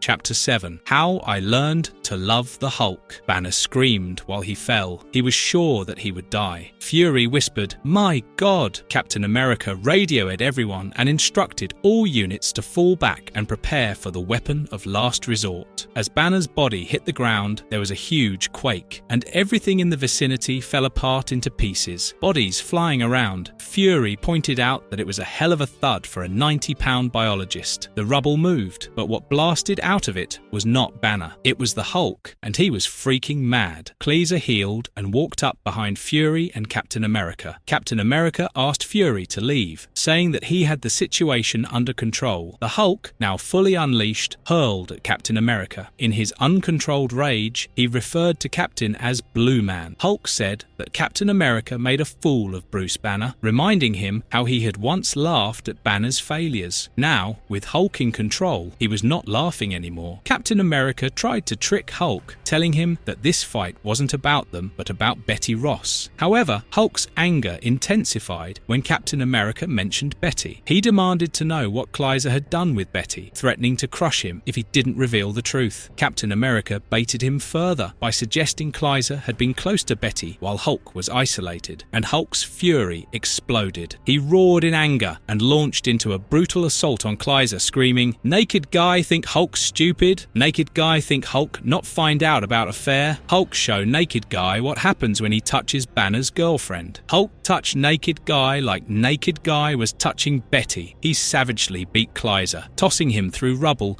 and smashing the ground around them. Kleiser tried to taunt Hulk and Captain America, claiming he had fought Rogers long before and was far from being defeated by mere lab rats. He threw a truck at Hulk, but that made him angrier. Captain America, witnessing Hulk's raw strength, ordered all non-super soldiers to fall back. 500 feet below, Jane and Natasha exchanged gunfire while trying to contact external help. Jane was frustrated, stating that she was only getting voicemail responses as most people were either with their families or praying due to the ongoing crisis. Natasha demanded Jane to keep trying, urging her to find someone who could help deactivate the alien bomb before it could obliterate the planet in under 15 minutes. She suggested contacting Tony Stark, who, with his extensive technical expertise, could potentially deactivate the bomb. Jane acknowledged the suggestion and called Stark. However, Clint answered it by mistake and caught a bullet in his hand. Iron Man answered too. However, he was occupied providing air support alongside Thor and couldn't leave his post. Jane, in desperation, urged Tony to focus on deactivating the bomb, noting that the fate of the world was at stake. As the situation grew dire, air support from the military finally arrived. Red Leader coordinated the airstrike, ordering his squadron to engage the Chitari forces. Thor, surprised by the sudden appearance of the military planes, watched as they swooped in to provide much-needed backup. Meanwhile, Hulk kept punching Kleiser, each each blow sending ripples through the battlefield. He kept screaming, "Shut up! Shut up! Shut up!" But Kleiser, totally decimated, still kept talking. Hulk screamed, "Shut up!" for the final time and tore his head off. As Captain America cleared the ground units and got on the helicopter, Hulk sat below and started munching on what was left of Kleiser's body. He kept saying that Hulk was the strongest there was. Right then, Captain America spoke through the loudspeaker. He taunted the Hulk by telling him that the pilots of the Chitari aircraft had called him a sissy boy. The insult enraged the Hulk. Filled with anger, he lashed out, declaring that he was straight. With a roar, the Hulk charged toward the Chitari ships, following Captain America's manipulation and launching a destructive assault on them. Meanwhile, Iron Man arrived at the Chitari command center, recognizing the threat posed by a reality-destroying bomb within the Chitari base. He devised a plan to pull the bomb out of the facility. While doing so, Jane sarcastically referred to the sacrifice Tony was about to make, implying that he was about to heroically fly the bomb into space. However, Iron Man quickly corrected her, stating that his plan wasn't about self-sacrifice, but about getting Thor to teleport the bomb far away. Natasha and Jane were in disbelief, but just then, Thor soon made his grand entrance and said, "Oh ye of little faith." Thor's plan, as explained by Stark, was to use his mystical powers to teleport the bomb off-world, far from Earth. Natasha was skeptical, voicing her concerns that Thor's plan sounded insane, dismissing it as the ramblings of a delusional schizophrenic. Thor, however, proceeded with his plan, successfully using his powers to send the bomb to the desolate wasteland of Nastrond in Asgard, a place home to little more than Fafnir the dragon. The ripple effect from the teleportation caused minimal disturbance, and Thor reassured the team that they would be safe. Natasha, still in disbelief, was left questioning Thor's mental stability. Thor, maintaining his calm demeanor, simply smiled, leaving the rest in awe of the godly abilities. In the sky, Hulk had destroyed the remaining Chitari fleet, jumping from one ship to another and bringing them down. After he was done, Fury ordered Clint to shoot an adamantium arrow with the Hulk antidote and bring Hulk down. Clint and other soldiers pursued Hulk as he tried to run. He became angry and jumped at the helicopter. Just then, Clint released the arrow. Hulk closed in on him. Clint closed his eyes and started screaming in fear, but as Hulk fell on Clint, he transformed back into Banner, unconscious. After the hard-fought battle, the entire Chitari fleet was brought down and danger was averted. Quicksilver, embracing Scarlet Witch, boasted about their involvement. Captain America, though battered and vomiting, was asked to address the troops. He took a moment before heading over to offer a speech to the soldiers. The gathered troops were in awe, knowing they had faced alien invaders in a fight that was as clear-cut as any could be, defending Earth against a threat aligned with the Nazis. Captain America, Iron Man, Thor, Jan, Natasha, and Clint stood as heroes, now recognized as more than just soldiers, but officially as superheroes. In the aftermath, people gathered in the streets, holding banners which read, "Thank you, Captain America," and "Thor saved the planet." While the public celebrated, Banner remained in confinement, reflecting on the actions of the Hulk. He focused on the violence and the destruction caused during the fight. Betty Ross tried to engage him, but Banner stayed preoccupied with his internal thoughts. Betty decided to ask Fury for conjugal visits. Meanwhile, Nick Fury and Captain America discussed the aftermath. Fury mentioned that some believed the alien invasion had been fabricated for political reasons. They briefly touched on the strange theory before Fury brought up jokingly how the Hulk had defeated Kleiser by eating him. Both of them laughed. Later, Tony Stark embraced the media attention surrounding his role in the victory. Walking alongside Jan, he joked about Thor's absence from a White House event, claiming Thor refused to attend until a new president was in office. Jan reacted with mild amusement. Hank Pym tried to speak with Jan, hoping to reconcile, but she firmly dismissed the idea, making it clear there would be no reconciliation. Later, at the White House gala, Jan danced with Steve Rogers. Steve apologized for involving himself in her personal matters. Jan assured him that he was right. It was her who overreacted. They shared a quiet kiss on the dance floor, while Nick Fury watched from afar, smiling. As fireworks lit up the night sky, Fury instructed his men to celebrate, marking the end of the battle. He reflected that it wasn't every day they managed to save the world.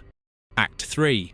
Gods and Monsters. Chapter 1. Good vs. Evil. A year later, Captain America was on a mission in northern Iraq, leaping out of a Black Hawk helicopter into the night. The team at the command center, including Nick Fury, monitored the operation closely. Their goal was to rescue 9 hostages held by local rebels. Fury dismissed the idea of a direct drop into the Euphrates, as it would likely result in the hostages' deaths before Cap even made it to the ground. Instead, they decided to use a 600-foot drop followed by a trek through the sewers, ensuring that Cap would approach the target unseen. As Cap plunged into the water and moved through the sewer system, the command center coordinated the team's efforts. While other heroes like Scarlet Witch and Quicksilver were positioned for backup, they knew Captain America was their primary force on the ground. Captain America arrived at the enemy location and began taking down the rebels. He fought his way through, delivering blows and strategically disabling the attackers. The team at the command center, particularly Natasha, questioned their role in the mission, wondering if Cap would even need them given his skills. Fury reassured them, noting that while they might not be directly involved, they were still part of the operation's overall success. Captain America continued to engage the rebels, brutally overpowering them with precision and strength. He secured the hostages, ensuring their safety. As he confronted the remaining rebels, he warned them to surrender. Captain America threatened them grimly that if they didn't, their mothers wouldn't be able to recognize them. Afraid to their core, the rebels complied, and Cap successfully led the hostages to safety, ensuring they would be transported out within 45 minutes. The hostages, after enduring a harrowing 14-day ordeal, finally returned home to a warm reception. One of them expressed his gratitude openly, crediting Captain America for being the reason they were still breathing and back on American soil. But while there was relief and joy among those close to the hostages, the media questioned whether the Ultimates had overstepped their authority by involving superhumans in such a delicate international situation, stirring debates about the limits of their intervention. Meanwhile, Stark appeared on a live interview with Larry King to address these criticisms. Larry raised tough questions about Captain America's involvement, framing him as a person of mass destruction in foreign policy. Stark, always quick with a rebuttal, calmly defended the mission. He emphasized that the rescue was fully backed by humanitarian organizations like the Red Cross and the UN Security Council. Dismissing recent conspiracy theories circulating about Thor, Stark brushed them off as the delusions of someone he claimed had once believed he was a Norse god. In New York City, Steve walked the streets with Jan, now his love interest. They chatted about the movie they had just seen, with Steve lamenting the crude language that seemed to dominate modern films. But it was clear Steve had something heavier on his mind. He couldn't shake the thoughts about the harsh criticism he had read earlier that morning. Steve was upset about how his personal life, particularly his relationship with Jan, had become fodder for tabloids. Jan reminded him that being a public figure came with those downsides, especially when they were both in the spotlight. They were met with a gang from the hood, but Steve just smiled before handling it. Back at the Triskelion, Hank paid a visit to Banner in his secure cell. Hank, now experimenting with a new ability to shrink down and communicate with ants, showcased his work to Banner. Banner, whose struggles with the Hulk had been ongoing, listened as Hank explained his plans to rebrand himself after Thor's departure, hoping for a fresh start as Ant-Man. Banner, however, wasn't convinced, questioning the practicality of the name with a mix of amusement and skepticism. Their exchange revealed an underlying competitiveness between the two, with both of them dealing with their own personal battles. Banner trying to control the Hulk, and Hank seeking redemption after his public fall from grace. Thor arrived late to his meeting with Volstagg at the Terrace in the Sky restaurant Morningside Heights amid a heavy storm. He joked about causing a storm in Ethiopia and losing track of time, but Volstagg, already feasting, welcomed him warmly. Their conversation quickly turned serious as Volstagg questioned Thor's decision to associate with the Ultimates, referring to them as agents of a new world order, whose agenda was at odds with what Thor had been sent to Earth to accomplish. He reminded Thor that it was essential for him to recognize the dangerous path they were on. Volstagg then delivered a grave message from Odin. Loki had escaped from the room without doors and was seeking revenge against Thor for their last encounter. Thor brushed off the warning, confident in his ability to defeat Loki again, just as he always had in the past. However, Volstagg warned that this time was different. Loki had allied himself with a force far more powerful than anything Thor could match. And worse yet, Loki was beginning to manipulate reality itself, warping the minds of those around them. Thor's confidence faltered briefly when a waiter approached, pointing out out that Thor had been talking to himself for the past few minutes. Thor looked around and found that Volstagg was gone, and he was quite unsettled. At a formal event shortly after, Steve found himself catching up with old soldiers, including Bucky. They joked about past missions, even recalling an embarrassing moment from Steve's World War II days, lifting the mood for a while. Jan stayed close, but the light-hearted atmosphere quickly shifted when reporters crashed the gathering with serious accusations. They confronted Steve about the Hulk's identity, pressing him and Jan about their alleged lies concerning Banner and his relationship with Betty Ross. Steve was caught off guard, unprepared for the onslaught of questions as the media continued to push for answers. Then, the tension escalated further when a breaking news story flashed across the screens. Anonymous files had been leaked to major news networks, revealing that S.H.I.E.L.D. had always known Banner's identity as the Hulk. The files implicated S.H.I.E.L.D. in covering up the fact that Banner was responsible for the deaths of over 800 people. As the news spread, it became clear that this revelation would spark widespread outrage, throwing Steve, Jan, and the rest of the Ultimates into the heart of a new and damaging controversy.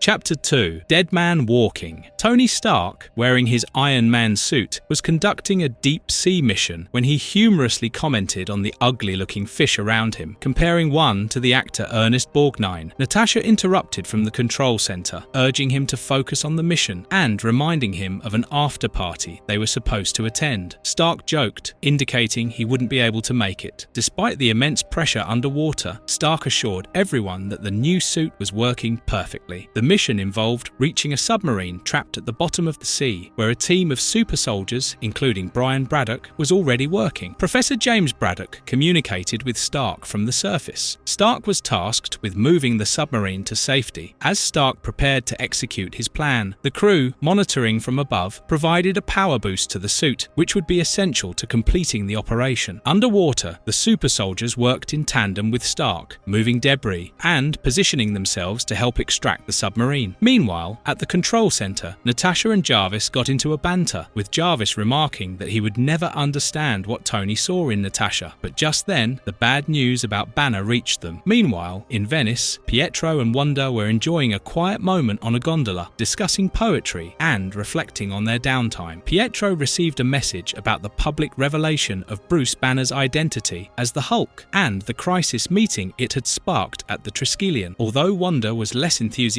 about getting involved, preferring to continue their leisurely day, Pietro felt the need to respond, suggesting they join the others for the sake of maintaining their ties to the Ultimates. He eventually convinced her to set aside her reluctance, and they prepared to return to the fold. At the same time, across various news networks, Banner's identity as the Hulk was being broadcast to the world. The media covered every detail, from his past mental health struggles to the massive cover-up by S.H.I.E.L.D. that kept the truth hidden. Tensions ran high as the news accused Nick Fury of being part of the conspiracy, causing shockwaves across the country. Meanwhile, Thor watched these events unfold at a television shop. As the people closed in on him, he flew away. At the Triskellion, the Ultimates gathered to discuss the critical situation surrounding Banner. There were rumors swirling about the potential loss of Fury's job, and Jan directly asked him whether he had been fired. Fury assured them that, while it wasn't official yet, he would know by the end of the day. The broader concern, however, was the leak of sensitive files related to the Hulk, which had been broadcast across all major television networks. The group discussed the fallout from these revelations, with Tony expressing disbelief over how S.H.I.E.L.D. could have botched national security so badly. The conversation grew heated when the Manhattan Crisis, which had resulted in the death of 800 people, was brought up as a major failure. Tony and Fury had differing views on how the situation should have been handled. Fury pointed out that they lied about being heroes when in fact they were cleaning up their own mess. Steve looked visibly concerned and questioned the team's decisions, especially regarding the idea of fessing up now that the public knew about their mistakes. Fury, however, suggested that despite everything, they should be grateful that they survived, thanks to the spin that Betty and her team had put on the crisis. The conversation turned to Banner's fate, with Fury revealing that the president wanted a televised trial for Banner, which would likely end in an automatic death sentence. evidence. Betty, clearly emotional, expressed how difficult the situation was for her, but also maintained that her responsibility was to the country. Fury mentioned that Banner had been crying in his cell ever since the news broke, heavily sedated for his own protection, but oddly, he hadn't transformed into the Hulk in weeks. Fury implied that Thor might have been responsible for the security breach, though there was no concrete evidence. Later, Steve decided to confront Thor at a nightclub. Thor was lounging and talking with some admirers when Steve approached him with fury, accusing him of leaking classified information. Thor, surprised, questioned the accusation but remained calm. Steve didn't hold back, blaming Thor for releasing the files that led to Banner's exposure and eventual sentencing. Thor denied involvement and tried to reason with Steve, but Steve wasn't having it. Tensions between them grew as Steve implied Thor had compromised the whole team. Thor, however, refuted the accusations, claiming that the leak likely had a different source, even suggesting that his half-brother Loki might have been involved. Despite Thor's attempts to de-escalate, Steve was visibly upset. Thor's followers started spitting and throwing alcohol at Steve. As Steve walked away, Thor said, "You go to church every Sunday, Captain. What I've got to say is no stranger than that." Professor Xavier evaluated Banner later, who admitted to feeling relieved after being in isolation for 18 months. Banner hadn't transformed into the Hulk in months and expressed frustration at being forbidden from watching TV, fearing that any emotional trigger might cause an episode. Xavier reminded him of the ongoing debate about how he would be executed, with political pressures dictating his fate. Banner acknowledged that he always knew his capture would end in his death, feeling a sense of liberation from this reality. Later, Banner met with Hank Pym, who sarcastically asked how it felt to be a TV star, as Banner's trial was being broadcast in numerous countries. They discussed the trial, and Hank commented on how the prosecutor repeatedly emphasized Banner's identity as Dr. Banner. Banner reflected on his fate, fully accepting that he would be executed for his actions, but he remained focused on tying up loose ends, including passing on his work in super soldier research to shield. Banner had philosophically resigned to his situation and wanted to dedicate to his scientific work, knowing his life was nearly over. And while they conversed, Fury listened to everything from the control room, analyzing each word they spoke.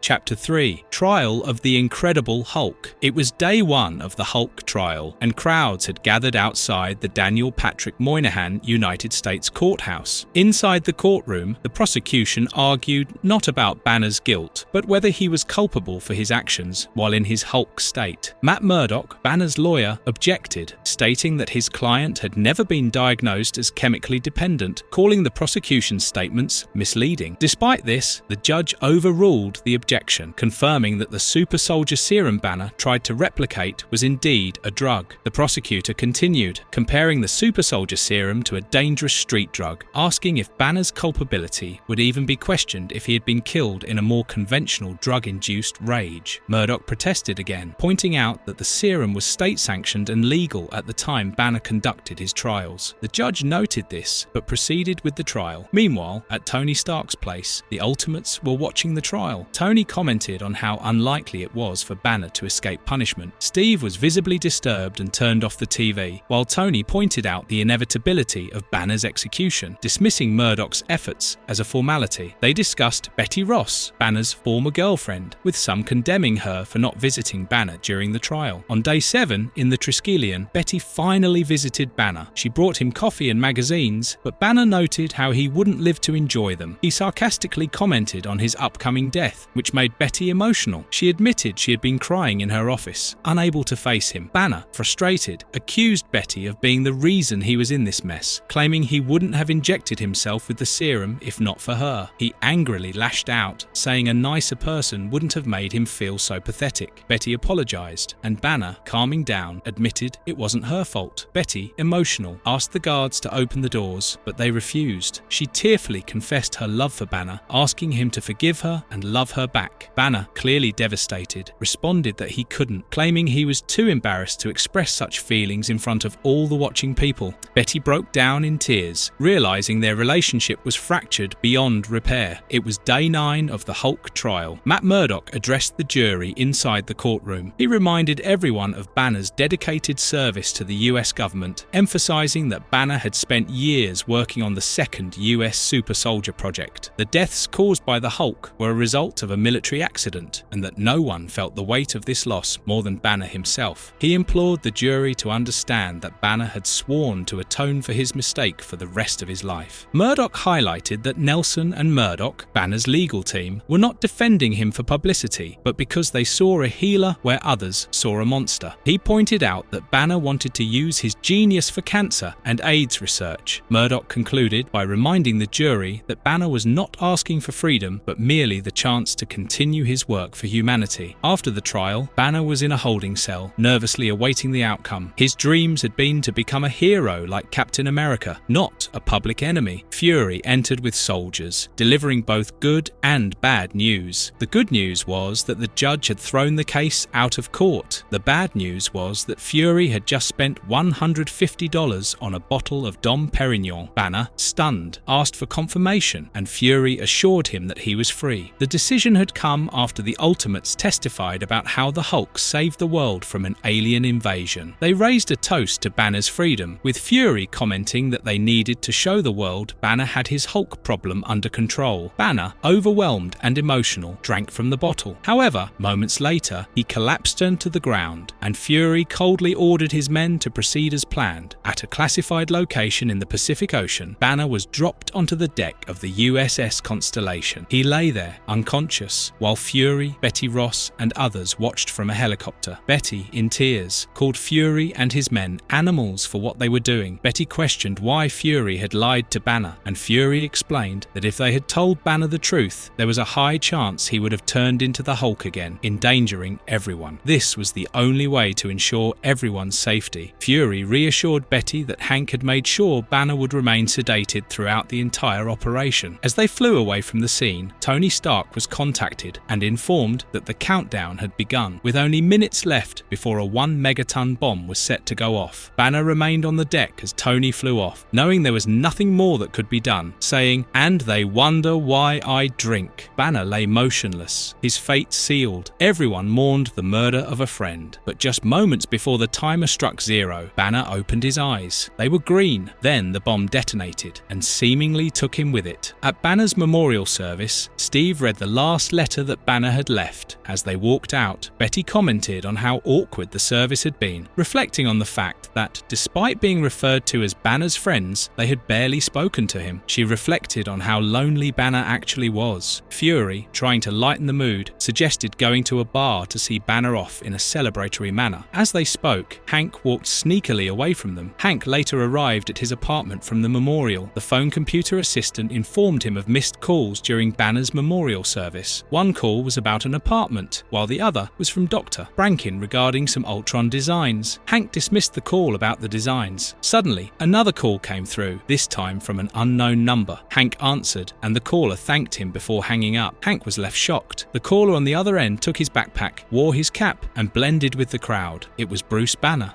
Chapter 4: Brothers. Jan Pym sat in for multiple televised interviews, facing some tough questions about the Ultimates and their role in handling everyday emergencies. The interviewer pointedly asked if their massive budget was truly necessary, bringing up examples like drug busts and hostage situations that emergency crews had been handling for years. Jan responded with a confident mix of humour and practicality. She reminded the interviewer that the team's primary mission was national defence, though they still found time to handle everyday crises. She playfully asked if anyone had ever seen a Polaris missile save a child from a burning building, managing to keep the conversation light. The discussion took a serious turn when Bruce Banner's execution came up. The interviewer shifted the conversation toward Jan's ex-husband, Hank Pym, questioning if she had any contact with him since his dismissal from the team. Jan diplomatically evaded the subject, vaguely mentioning that Hank had been keeping himself occupied while legal matters were still being settled. Meanwhile, Hank was shown labouring over some kind of mechanical project in a dark, cluttered lab. Whatever he was building had consumed his attention, perhaps a distraction from the chaos in his life. The conversation on the show then moved on to Thor's recent involvement with anti-war protesters, stirring unrest. Jan explained that while Thor was no longer an active member of the team, he was free to express his views as a private citizen. She joked that if he kept spreading rumours about the Ultimates being sent overseas with European heroes, she might have to give him a smack. Later, Jan engaged in a more personal conversation, talking about Captain America's recent title as Sexiest Man in America. Laughing, she said that despite his good looks and fame, Steve was the lucky one to have her. Steve Rogers, meanwhile, worked out at an old gym, a throwback to a simpler time. He appreciated the place's gritty, old-school charm and its connection to his past. Jan reminded him about their dinner plans with friends, but Steve hesitated. He didn't seem too eager to go. Jan asked if he ever wanted to spend time with people his own age, to which Steve replied that Bucky and Gale were a year behind him in school. At Switzerland, Jarvis interrupted a high society gathering of bachelors to share some surprising news. When the attendees asked if Tony Stark had suffered another suicide attempt, Jarvis assured them the situation was far more unexpected. Tony Stark had fallen in love, a revelation that shocked the wealthy crowd. As for Tony himself, he had pulled out all the stops for Natasha Romanoff while they flew together in their suits over Russia. Natasha marveled at how the nanite-infused armor felt like a second skin, while Tony teased her about how good she looked in it. But the real surprise came when Tony revealed a proposal on an epic scale. He had gathered 3 million people standing on the ground below, arranged to form the words, "Marry me." Natasha was taken aback, but her shock quickly turned into affection. With a smile, she told Tony that it wasn't too soon at all. In Rome, thousands gathered to protest rumors of European super soldiers being sent to the Gulf. Soon, the police moved in and things escalated. Tear gas was deployed and people scrambled for safety. A man, caught in the chaos, pleaded with the police, explaining that he was an American and that the protest was supposed to be peaceful. Just then, Thor appeared, standing firm and demanding the police back off, commanding them to leave the people alone, his hammer shining with lightning. Meanwhile, back in Brooklyn, Clint Barton's wife was trying to figure out why their security was nowhere to be seen. She mentioned Thor, noting that he'd just taken out 100 Italian cops, and Fury had called an emergency meeting. In Brussels, Captain America and the Ultimates were introduced to Sir James Braddock, the scientist leading the European Super Soldier program. Braddock explained that the program was still in development, though they were preparing to go public. He introduced them to some of the European super soldiers, including Captain Britain, Captain Spain, and Captain Italy, whose leaked training photos had sparked the protests in Italy. Captain Britain expressed his admiration for Captain America, revealing that he had idolized him since his school days. As they continued the introductions, the conversation shifted toward Thor. Gunnar Goldman, a Norwegian scientist, explained that Thor's powers came from a mechanical harness designed to give him superhuman abilities. The hammer, in particular, could control the environment and teleport its user. Goldman went on to reveal that Thor, or Thorleif as he called him, was his brother. Thorleif had originally been intended to lead the Super Soldier program, but after a mental breakdown, he stole the hammer and harness. Despite the gravity of the situation, Goldman noted that Thorleif always had good intentions, but had recently crossed the line. Fury made it clear to the team that Thor's recent actions, especially encouraging violence against governments, were a serious concern. He ordered the Ultimates to bring Thor in, emphasizing that the situation was no longer manageable. Though Captain America expressed hesitation, unsure if he could take down Thor, Fury insisted, warning that the issue was becoming a major problem. In Norway, Thor stood isolated in the snowy wilderness, surrounded by a group of people in the distance celebrating around a fire. Jane Foster approached him cautiously. Thor, aware of the looming threat, asked Jane to evacuate everyone from the area immediately. Thor's eyes spotted Quicksilver moving at super speed through the woods. Using his thunder, Thor knocked Quicksilver down. Then he cried out in defiance towards Fury, asking if this was how it was going to end. Being treated like a criminal, he demanded that Fury gave his friends time to evacuate. Fury acknowledged Thor's words and gave him a brief window to allow the civilians to clear the area. He wanted to avoid civilian casualties just like Thor. As Jane tried to convince Thor to leave with them, he insisted that staying behind was his choice. He reassured her that he had anticipated this confrontation and was ready for whatever was coming his way. He urged her to have faith and to lead the others to safety, promising that everything would be fine. The Ultimates slowly gathered in on Thor. Thor claimed that Loki, his half-brother, had manipulated events against him, using his ability to twist time and space. He explained that the current situation was an elaborate deception orchestrated by Loki. Iron Man and the others didn't believe him, suspecting Thor's mental state was unstable. They had read reports about his delusions, and despite his pleas, they saw him as a danger to others. Thor turned towards Captain America and and begged for him to understand, but Cap had only one reply. "Sorry, chum, you're nuts and you're going down."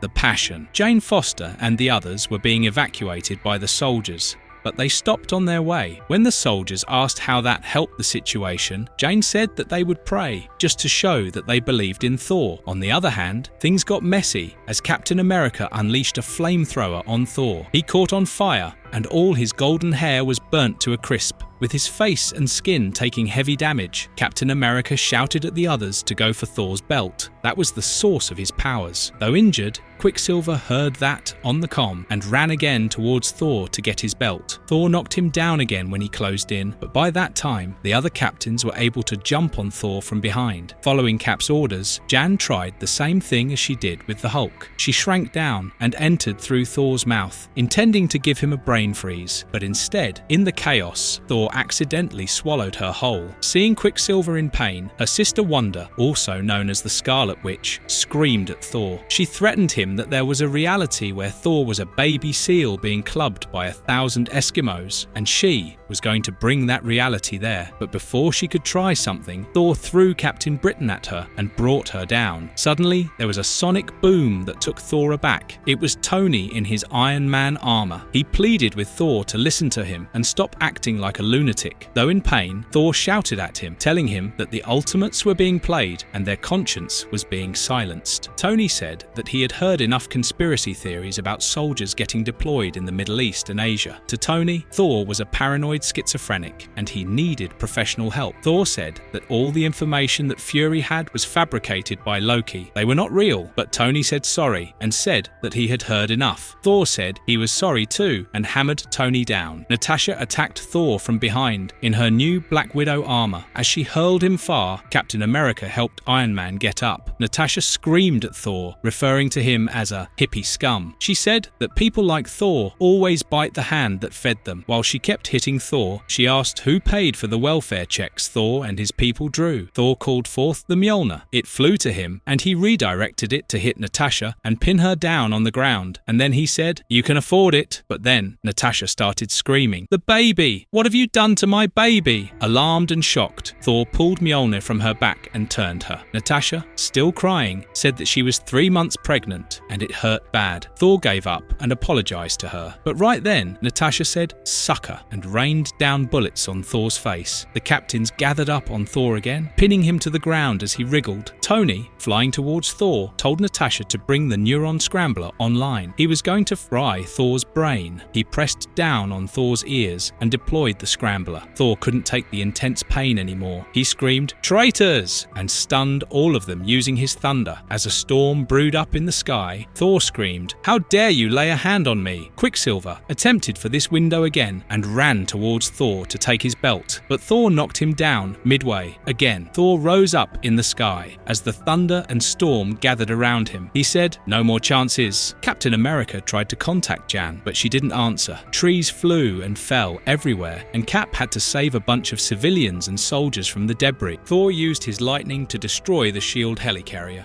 He was angry because he was there to save everyone, but instead they tried to crucify him. Dr. Goldman said that Thor was going to kill everyone. He was super ionized and nobody could stop him. Right then, Scarlet Witch pulled Quicksilver out of the rubble. She instigated him by saying that Thor had hurt her using Captain Britain. Quicksilver went mad out of his mind, and then he ran through the woods, through the snow, skipping the lightning bolts. And just when Thor was about to give the killing blow, Quicksilver snatched his belt, and Tony flew and snatched him mid-air. Thor's powers were gone. He fell from the sky, screaming for Odin, his father. He stuck the ground painfully and puked out Jan. She was still alive. Clint asked Fury's permission to kill Thor, but Captain America intervened. He said that Thor was done. As the Ultimates gathered to bring Thor in, he sat in the rain, hurt and broken. At the Triskellion, Gunnar Goldman visited Thor. He spoke to Thor as if he was his half-brother, Loki. He entered Thor's holding cell, mocking the facility and sarcastically referring to it as Thor's new home. He mentioned that it was Bruce Banner's former cell, and it would feel more like home once Thor settled in. He taunted Thor about their usual interactions, implying that Thor should not be angry since their rivalry was just part of the game they always played. Thor warned Loki that the situation was no game. He reminded Loki that their father had sent him to Earth to protect it, and accused Loki of already causing Banner's death with his schemes. Loki dismissed this, claiming that he was not responsible for outing Banner and that a mole within the Ultimates had been the true culprit. Loki then revealed that there was a traitor among the Ultimates, someone working for his associates, and promised that things would become much more interesting soon. Loki turned into a snake and entered his cell. Thor called for security, but Loki found the situation amusing. The guards, unable to see Loki, dismissed Thor's warnings, and Thor was left alone, doubting that it was all in his head. Meanwhile, at Fury's office, the Ultimates discussed their effort in bringing Thor down, and then Fury informed them that they had to be deployed to the Middle East, proving that Thor's conspiracy theories were right all the time.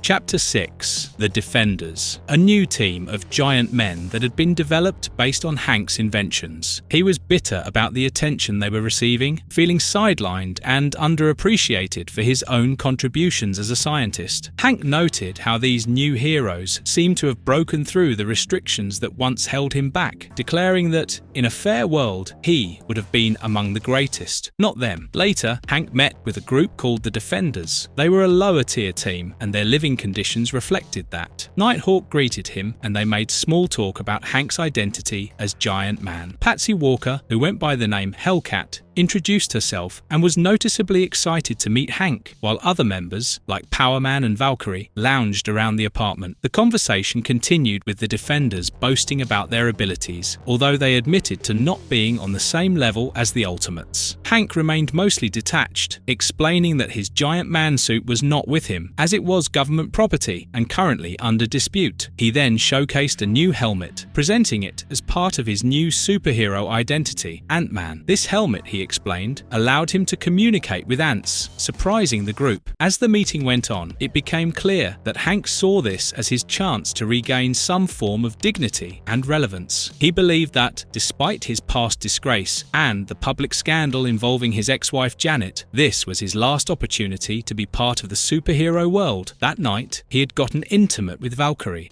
but couldn't sleep in anxiety. He seemed desperate for this new venture with Ultron robots to succeed, hoping it would restore his status. He had secured 10 minutes with Nick Fury. Later in the meeting, Hank tried to persuade Fury to consider his work on androids like Ultron and Vision. He argued that while Captain America might be durable, he was still human. Hank's vision was of entirely expendable war machines, but Fury firmly declined the offer, reminding Hank of how closely they were being monitored. Despite Hank's insistence that he was providing these ideas for free, Fury asked him to let it go. As Hank left, he encountered Jan in the hallways. They exchanged pleasantries, with Jan expressing surprise at seeing him there. Their conversation was awkward, with Hank attempting to downplay his situation by mentioning his involvement with the Defenders and his corporate work with the team. Jan, though, didn't seem entirely convinced. Later, Captain America spotted Hank and confronted him. Without hesitation, Steve told him to walk away, making it clear that he wasn't welcome. When Hank pushed back, Cap threatened him, escalating the tension. Jan attempted to intervene, but the rift between Hank and the rest of the superhero community had already widened too far. Meanwhile, in Manhattan, the Defenders struggled with their lack of recognition. As they tried to make a heroic impact, they were frustrated to find Iron Man swooping in and taking the glory. Nighthawk led the team through the crowd, attempting to maintain a sense of purpose despite the public's confusion over who they were. As the Defenders discussed their next move, they decided they needed to do something dramatic to get the media's attention. Desperate for recognition, they staged a break-in at a warehouse filled with cigarettes, hoping the act would get them some media attention. They aimed to stop a group of young thugs stealing the cigarettes. Nighthawk led the charge, confronting the group, but things quickly turned chaotic. The young thugs overwhelmed him, and he found himself outmatched, eventually getting beaten down. The thugs then decided to put Nighthawk on fire. Valkyrie saw this and called Hank for help. Hank, not in his giant man costume, struggled to assist using his Ant-Man powers. He commanded nearby ants, but there weren't nearly enough to make an impact. Valkyrie stood up to the thugs and urged them to stop. She repeatedly urged Hank to turn into Giant Man. Seeing Valkyrie in danger, Hank turned into Giant Man and tore off all his clothes. He stopped the thugs, but a reporter captured a humiliating naked photograph of Hank as he attempted to assist, and this photo made its way to the front page of the Daily Bugle, further damaging his reputation. Later, Hank and Valkyrie visited Nighthawk in the hospital. Nighthawk was badly injured, lying in a hospital bed with multiple fractures and injuries. He and the team reflected on how badly their efforts had gone and their failure to achieve any heroism. The conversation turned somber, with Hank feeling like the entire plan had backfired spectacularly. Valkyrie revealed her own insecurities, admitting she wasn't as capable as she had pretended to be. Afterward, Hank returned home, still dealing with the fallout of his public embarrassment. He was at the lowest point of his life. He was visited by an unknown figure who suggested that Hank could rise to fame again if he betrayed his team. This mysterious figure implied that Hank's past failures could be turned into success if he chose to align with the right people, tempting him with the possibility of regaining relevance. Hank said that he never took the person as someone who was a traitor. The person replied that a traitor was someone who betrayed what they believed in. The nation Hank once believed in was no longer the same. Recently, Guantanamo Bay and Homeland Security were forced to carry out a preemptive strike on a third world country in the Middle East. The people there were scared out of their wits. Hank was surprised. He didn't know. The mysterious person switched on the TV where the taking of the Middle East was covered. The mysterious person then asked Hank, "Haven't you seen the news?" "Oh, Hank, it's on every channel. We crippled a nation this morning."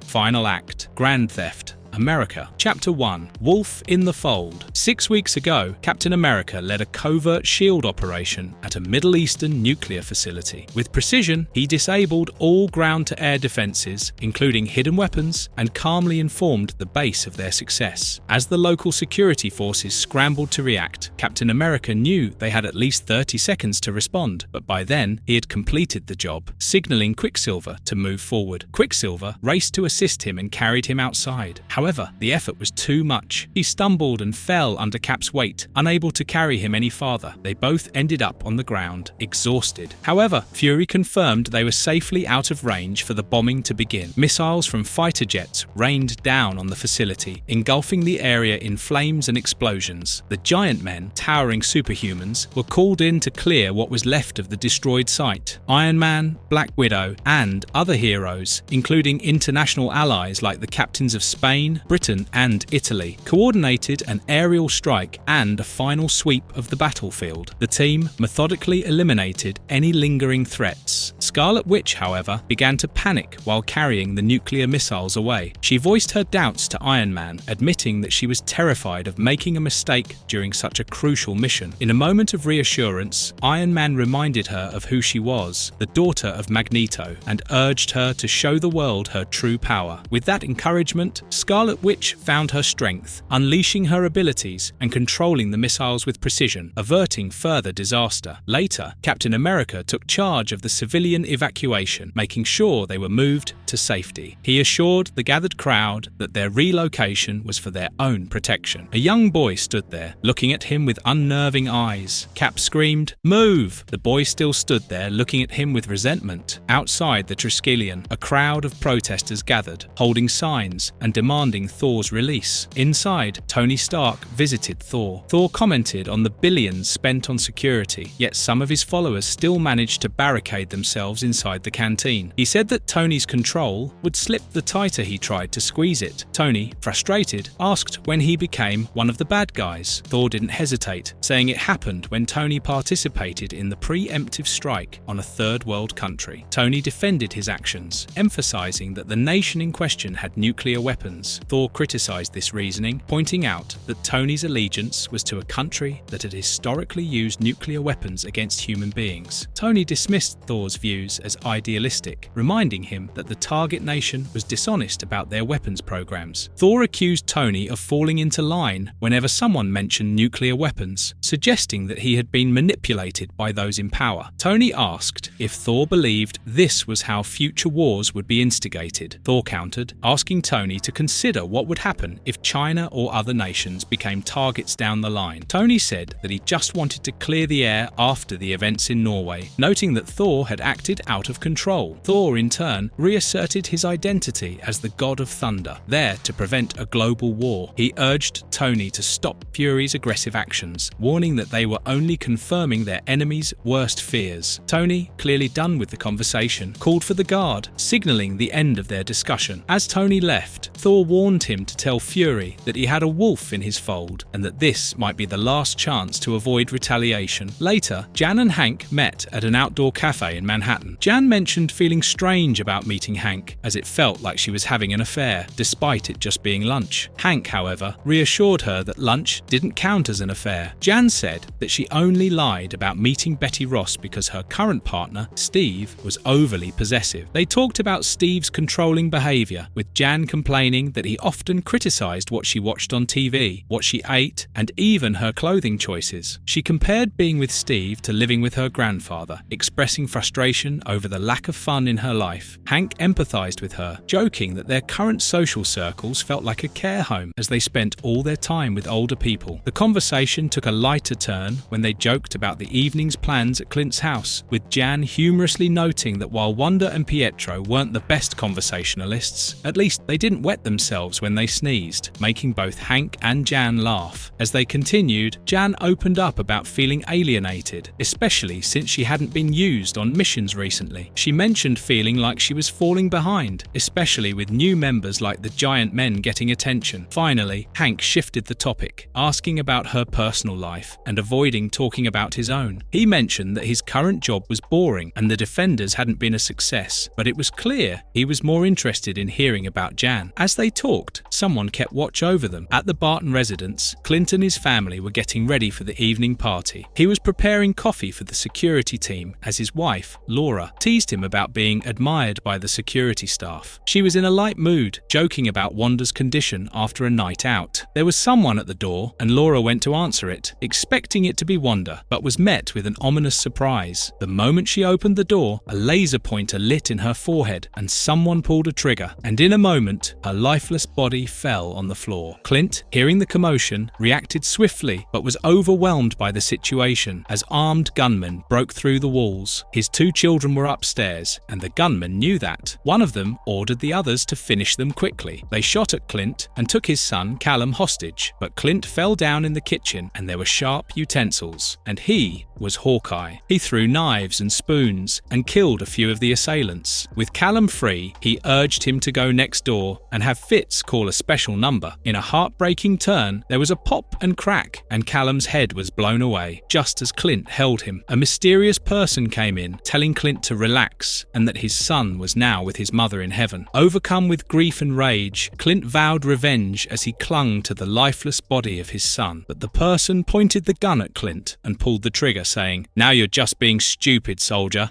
Chapter 2. Born on the 4th of July, Steve had been up all night, not able to sleep. As Jan woke up and asked how long he'd been awake, he admitted he never went to bed, having spent the night walking around. Steve mentioned that Nick Fury had told him everything, implying the lunches and time spent with Hank. He then revealed that S.H.I.E.L.D. had surveillance of them, making it clear that Hank was considered a security risk. Jan seemed shocked at first, trying to explain that she and Hank were only talking. After all, they were married for 8 years, and she couldn't just switch those feelings off so easily. Steve, however, was upset, believing that Jan couldn't allow herself to be happy, and accused her of making him look like an idiot in the process. He expressed his frustration over the situation, feeling like she couldn't let herself enjoy being treated well. Jan pointed out that Steve barely even even spoke to her. He just withdrew every night, listening to his old Bing Crosby records without engaging with her. Steve then questioned if her relationship with Hank was a valid response to his distance, reminding her that Hank had put her in the hospital. Jan insisted that she hadn't slept with Hank, not yet at least. She expressed regret, but Steve wasn't ready to hear it. He walked away, leaping off the building, leaving Jan behind. Meanwhile, Nick Fury and his team examined the aftermath of the brutal attack on Hawkeye's home. As they surveyed the grisly scene, 4 bodies had been accounted for: Laura Barton, Callum Barton, Lewis Barton, and baby Nicole Barton. Hawkeye's body, however, was missing. Bloodstains on the kitchen floor matched his DNA profile, but the body itself was gone. The team speculated that whoever attacked took his body as a kind of trophy. Fury, deeply affected, revealed that he had been asked to be Nicole's godfather and had even tattooed her name on his shoulder. He felt the personal weight of the loss and ordered to connect him to Shield Eye to review security footage from the house. The agents informed Fury that it had been a professional, wet job. The attackers had cut all wires before firing a single bullet, but Fury, ever prepared, mentioned he had secret backup cameras they hadn't been aware of. Fury instructed them to begin searching the footage from 1 a.m. to 2:15 a.m. to track any movement inside the house. He made it clear that until they figured out who was behind this, they were to keep Hawkeye's death classified and military only, as he suspected a traitor in their ranks. As the footage of the perpetrator came up, everyone was left in bewilderment. Meanwhile, Steve visited Bucky, distraught over Jan's renewed connection with Han. He vented his frustrations, questioning how Jan could still engage with Hank after everything he'd done. He felt inadequate, despite his efforts to be a supportive partner. He admitted that he struggled to understand Jan's constant discussions about their relationship, feeling disconnected, apologizing for intruding on Bucky's family time. Steve confessed his loneliness, revealing he had no one else to turn to. Moved by Steve's vulnerability, Bucky offered him comfort, encouraged by his wife to give Steve a much-needed hug. Meanwhile, Fury, aboard a helicopter, was focused on a mission in Clinton Hill. Recon intel had pinpointed a target. He expressed frustration about not having done background checks. Reflecting on the loss of his friend Clint and his family, Fury admitted that trusting too easily had led to their deaths. Despite his fellow soldiers' concerns, Fury stuck to his decision to only deploy the ultimate reserves for the operation. Later, Steve and Bucky strolled through Greenwood Cemetery, reminiscing about old friends and sharing memories. Bucky joked about Steve's frequent visits to graveyards, while Steve somberly noted that he now knew more people buried beneath the ground than walking on it. Their conversation shifted to nostalgia as they recalled their friend Artie Hollenbeck. As they walked, Steve confessed he felt out of place in the modern world, regretting his revival. Their reflection was cut short when Fury gave the green light for the mission. Right then, Steve and Bucky were ambushed by the Rocketman reserves and SHIELD soldiers who had been enhanced with the super soldier serum. As the drones attacked with precision, Steve instinctively shielded Bucky from harm. Despite his efforts, Bucky was quickly overwhelmed by a drone, leaving Steve alone to fight, shouting Bucky's name in desperation. Outnumbered, Steve fought bravely, but the SHIELD soldiers overwhelmed him. Tranquilizers pierced his skin as the soldiers pounded on him. Steve, ever defiant, refused to go down easily. Fury, leading the operation, stormed in, confronting Steve with fury and accusations. He blamed Steve for the brutal murder of Clint Barton's family, convinced that Steve's return from the ice had all been part of a grand conspiracy. Steve, confused and cornered, struggled to make sense of the accusations, but Fury's relentless rage showed no room for doubt. Fury ordered the soldiers to take Steve back to the Triskelion, but Steve continued to resist, using his strength to break free. The soldiers mocked his history, their disbelief evident. How could they have ever trusted this man as Captain America? Despite the paralytic toxin in his system, Steve fought back with sheer determination, using tombstones as cover and weapons to defend himself. Meanwhile, elsewhere, Natasha was in the middle of a wedding dress fitting when she received the shocking news. The media had reported that Captain America was responsible for the murders of Clint Barton's family. The weight of the news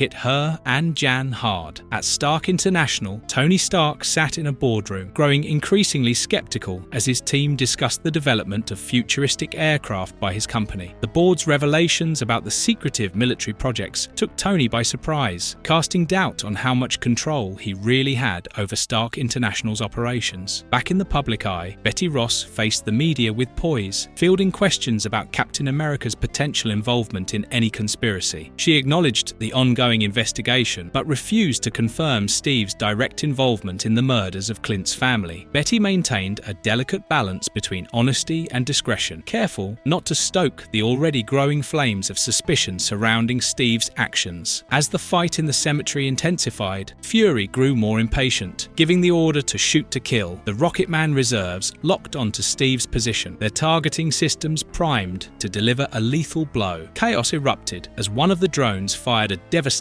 blast, scattering the soldiers and leaving Steve incapacitated. Finally, Steve fell down in front of his own gravestone and looked at his own memorial statue as he lost his senses and collapsed.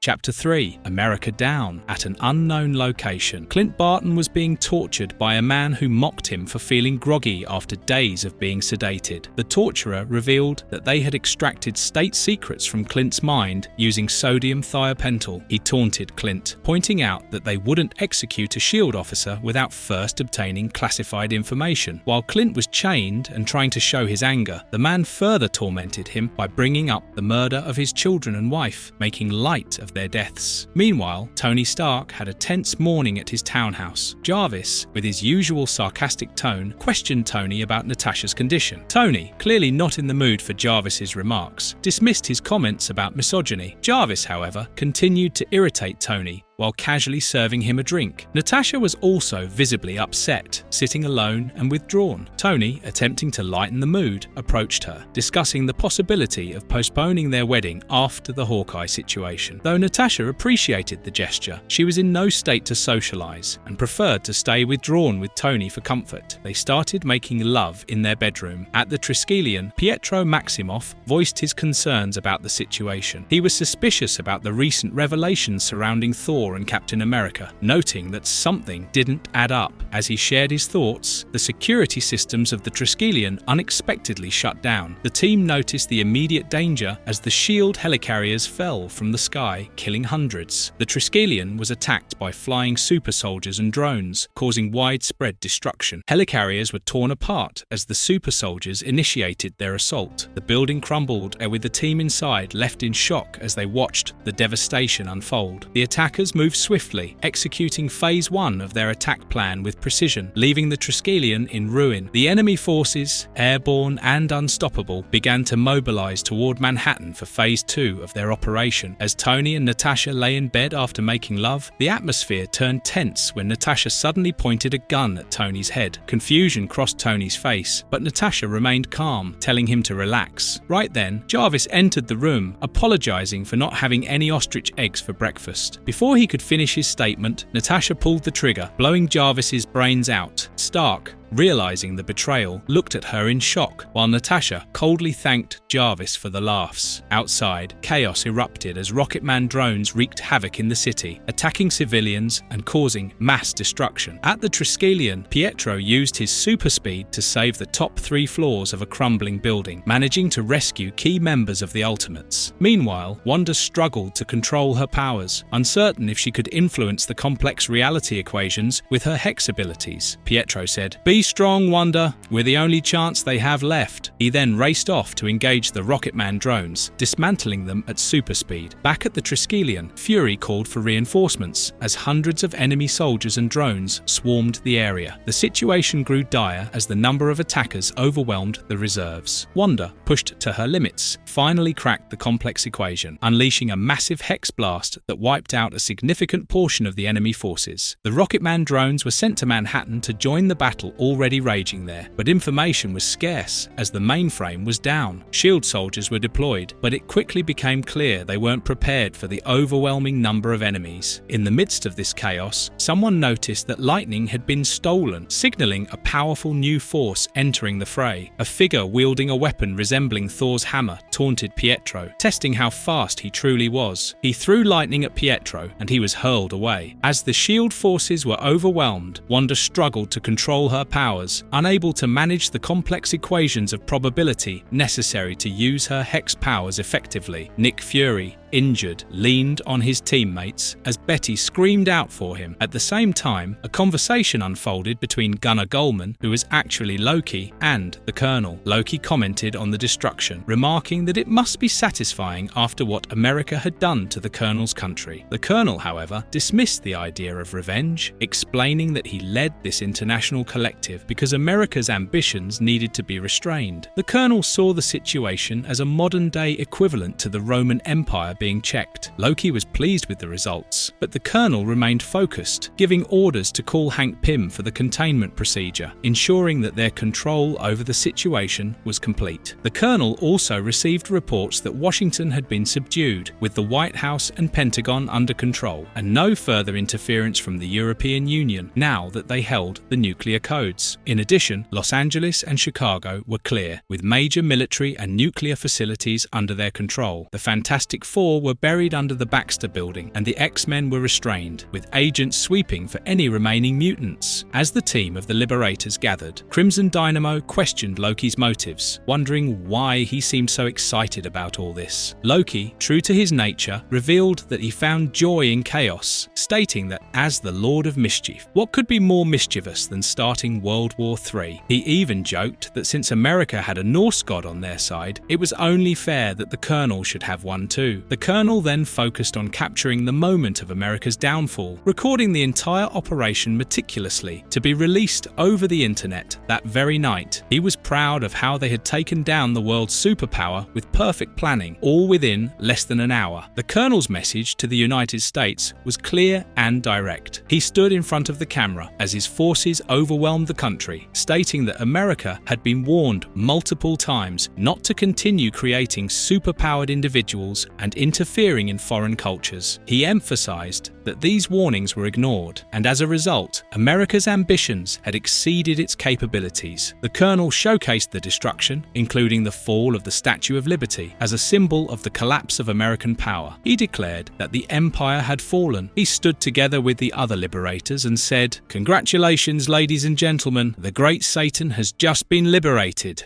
Chapter 4: The Axes of Evil. 2 months ago in the Middle East, Captain America and his team of super soldiers crippled the nation. As he directed the civilians to move to be taken to safety, the conversation among locals revealed frustration and resentment toward the American soldiers, seen as invaders enforcing peace with overwhelming power. One of the locals, a young boy named Abdul, looked sternly at him with unnerving eyes. He questioned why nobody stood up to the Americans, despite being warned that resistance would only result in death. Another older local discussed the hypocrisy of the Americans demanding the shutdown of nuclear programs while possessing enough nuclear weapons to destroy the world multiple times over. The old man also suggested that Abdul could be a powerful tool against the infidels, but Abdul's cousin rejected the idea, citing Abdul's youth and health. 1 month ago in France, a group of international leaders discussed the formation of the Liberators. Their leader explained that the task force was composed of civilian and military volunteers who had excelled in the super-terror trials. The abomination was introduced as the Hulk-like figure, possessing both the strength of the American Hulk and superior intellect. Crimson Dynamo was presented next, featuring a suit capable of independent or collective combat through 50 giant-sized duplicates. Other members of the Liberators included Hurricane, the one with super speed, the Swarm, who could control insects, and Perun, the Soviet Thor with the powers of lightning manipulation. The chairman revealed that progress had been made with the creation of super soldiers, noting the success of the Schizoid Man, who could replicate himself, and a new super soldier from the Middle East. East, trained as a counterpart to Captain America. He was to be named the Colonel, and he was none other than Abdul al-Rahman, the boy from the Middle East, who volunteered for the program. The Liberators were given a timeline. America would be brought down in 1 month, with the strike planned for noon Eastern Standard Time. At present, New York City had already fallen. The Colonel, Loki, and other members of the Liberators stood over the devastation. The Colonel discussed the success of their operation with the team, including the presence of their massive robotic forces and their triumph over the American military and heroes. The Colonel turned to Hank Pym and sarcastically asked for his thoughts on the destruction, reminding him that he had played a part in funding the Ultron robots. Hank questioned the Colonel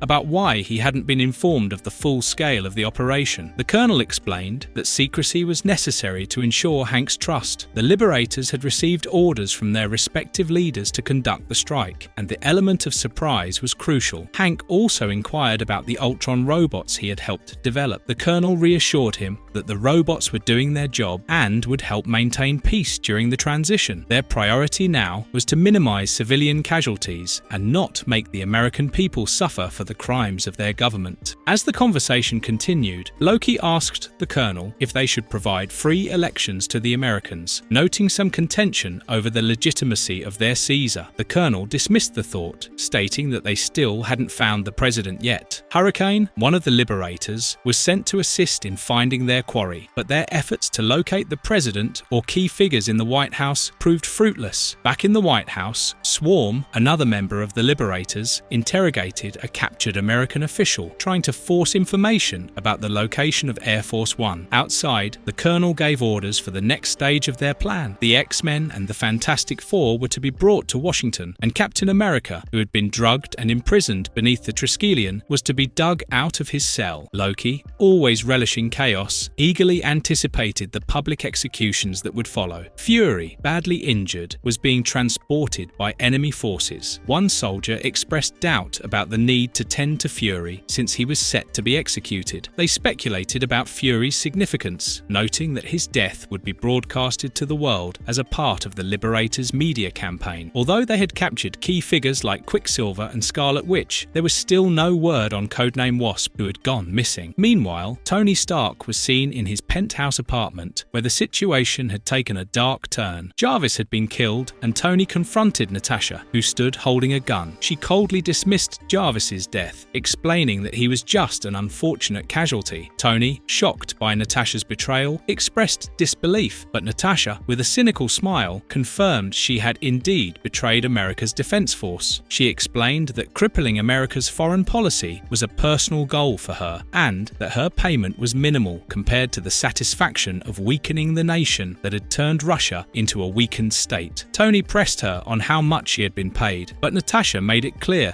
that her motivation ran deeper than money. Natasha revealed her plan to flee with billions of dollars hidden in offshore accounts. She mocked Tony for thinking he could outmaneuver her. However, Tony remained calm, revealing that he had been controlling her body using nanites he had previously injected into her for controlling the Black Widow armor. Tony instantly paralyzed her using the nanites. Natasha, realizing she had been outplayed, desperately tried to plead with Tony, but he coldly told her he had already extracted all the information he needed from her mind using his technology. Tony struck Natasha in the head with a champagne bottle, rendering her unconscious. As Natasha lay on the ground, Tony said, "Billionaires don't get rich by being stupid, honey bun." Shortly after, Happy Hogan and other staff arrived. Tony nonchalantly explained that he had just brain damaged his fiancée and had no time for explanations. He called for his pills and a drink and instructed his team to escort him to the engineering shop. At an unknown location, Clint was being tortured by Captain Dragomir Branislav. Branislav had been given the opportunity by the Colonel to inflict pain on Clint as revenge for the past, allowing him to remain conscious long enough to witness his team's public execution. As Dragomir and his men began their torment, Clint remarked, "You shouldn't have left my fingernails in, dummy." He then dislodged one of his own fingernails and flicked it into Dragomir's throat, killing him. Clint demanded to be freed or threatened to lodge another between his Dragomir's eyes. Once freed, Clint strangled Dragomir with his bare hands. As he gathered weapons and prepared for his escape, alarms blared, alerting the entire compound of his breakout. Looking at the camera, Clint simply said, "Run!" Inside the Triskelion, the Liberators discussed Captain America's fate. They showed disinterest in Thor Thor, viewing him as useless without his belt and hammer, and focused instead on Captain America, who remained a primary target for the Colonel. They mocked Thor's religious beliefs, commenting that even the combined powers of Jesus, Muhammad, and Buddha couldn't save America now. Captain America was drugged and imprisoned by his own people, chained to a machine. As the liberators prepared to move him, one of them detected another meta-human signal in the cell. To their surprise, it was the Wasp, who had been imprisoned alongside him. The liberators belittled the Wasp, mocking her efforts to find a real hero to rescue everyone. Despite her attempts to fight back, she was quickly subdued by her captors. In a moment of what they thought was triumph, the liberators readied to capture their success on camera. However, the Wasp revealed she had already freed Captain America 5 minutes earlier. Caught off guard, the liberators turned to find a battle-ready Captain America who demanded, "Get the hell away from my girlfriend."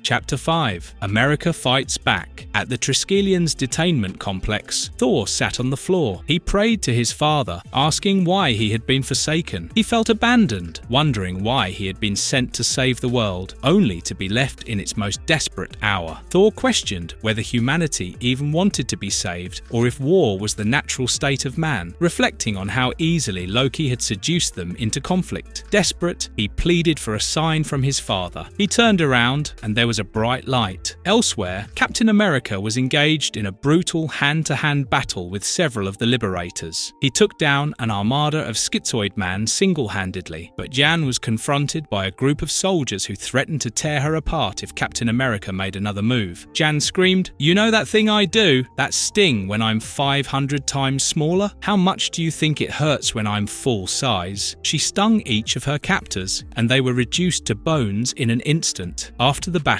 Wasp and Captain America embraced. Jan apologized for not believing him earlier. Captain America reassured her that it was okay, telling her that it no longer mattered. Wasp explained that the Triskellion had been destroyed, the country taken over, and their allies captured. Captain America quickly switched to strategy, telling her they needed to focus on gathering supplies, including his shield and as much ammunition as possible. He said that they had to find Thor, but when they reached his unit, Thor was no longer there. On the other hand, the liberators attacked Air Force One and captured the president. As the president screamed for his daughter, they abducted him, while Crimson Dynamo said, "Oh, don't worry about her. You're not going to die for hours yet." In Washington, D.C., the White House was under heavy guard with advanced robotic forces and airships looming over it. Civilians gathered outside, witnessing the spectacle of the occupied Capitol. In New York, the colonel was informed that Hawkeye had escaped and his captors had been killed. Pym expressed fear about Captain Rogers, urging that they needed to find him soon,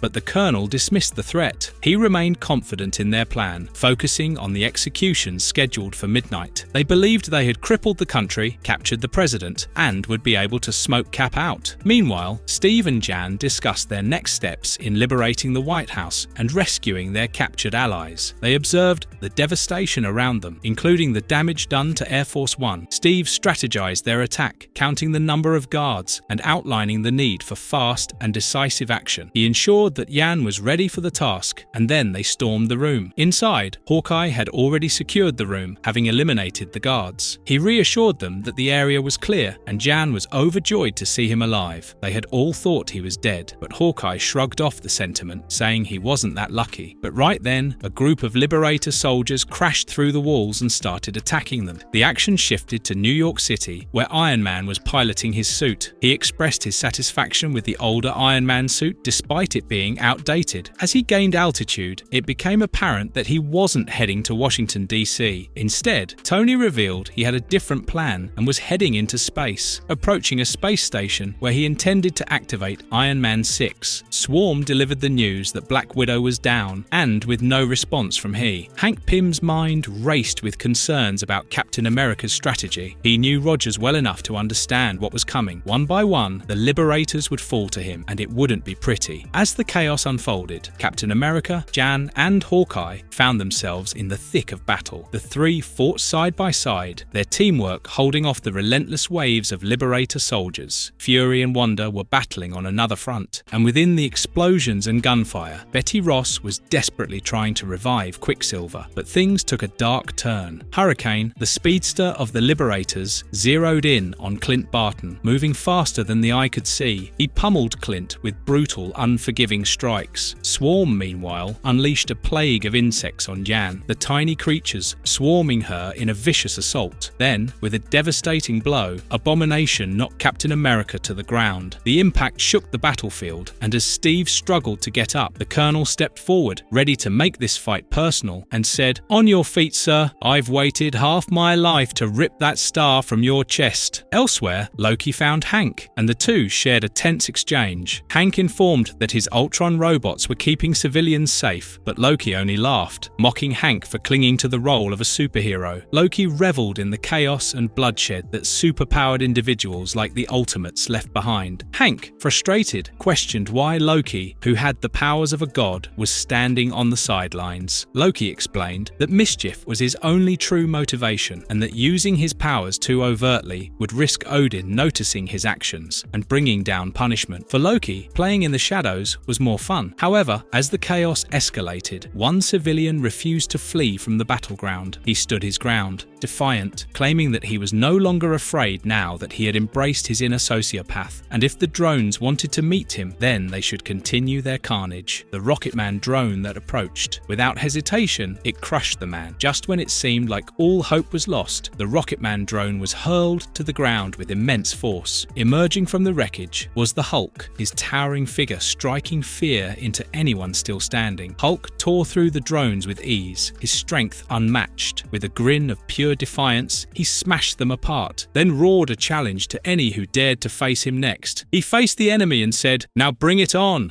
Chapter 6. Avengers Assemble. Hulk attacked the Rocketman drones and obliterated them one by one, single-handedly. The Colonel spotted him from behind and asked Abomination to take care of him. Abomination jumped in. Captain America slowly stood up. The Colonel was standing in front of him, ready to attack. Cap said in a grim voice, "Name first." The Colonel was surprised. Cap replied, "I like to know a man's name before I put him in the ground." Colonel Abdul al-Rahman introduced himself as a simple farmhand from the northwest province of Azerbaijan. He then stated that he had no interest in superhero codenames and found it a bit immature to indulge in such childish conventions. Right then, Hawkeye jumped in 2 pieces of glass, aiming to rip the Colonel to shreds, but Hurricane kicked him out of the scene. The Colonel ordered that no one should come in between. It was between him and Captain America. Cap replied, "Suits me." As the Colonel waved his energy saber, Captain America blocked it, using his shield. On the other hand, Hulk and Abomination engaged in a brutal bare-knuckle fight. Abomination said that he was bigger and stronger than Hulk, and he still held on to his intellect. In other words, Hulk was screwed. Meanwhile, as Hurricane landed blows on Hawkeye, she mocked him, saying that Hawkeye was of no use other than hanging around like a spastic, and then she kicked him hard. Hawkeye was thrown into the air. Right then, Quicksilver opened his eyes, and time stopped. He ran faster than the speeding bullets. As Hawkeye hung in the air, Quicksilver hurled Hurricane away at super speed. He told her that he would take her head off if she touched Hawkeye again. He said that she had been kitted out. Hurricane mocked Quicksilver, in return taunting at his strange sister fixation and daddy issues. She said that she had been anticipating this confrontation ever since she was initially injured and sliced open. As they exchanged blows, Hurricane threatened to blow Hawkeye just by touching him at her speed. Quicksilver, angered, said to her, "You want fast, Hurricane? I'll give you fast." As Quicksilver hurled her into super speed, he asked her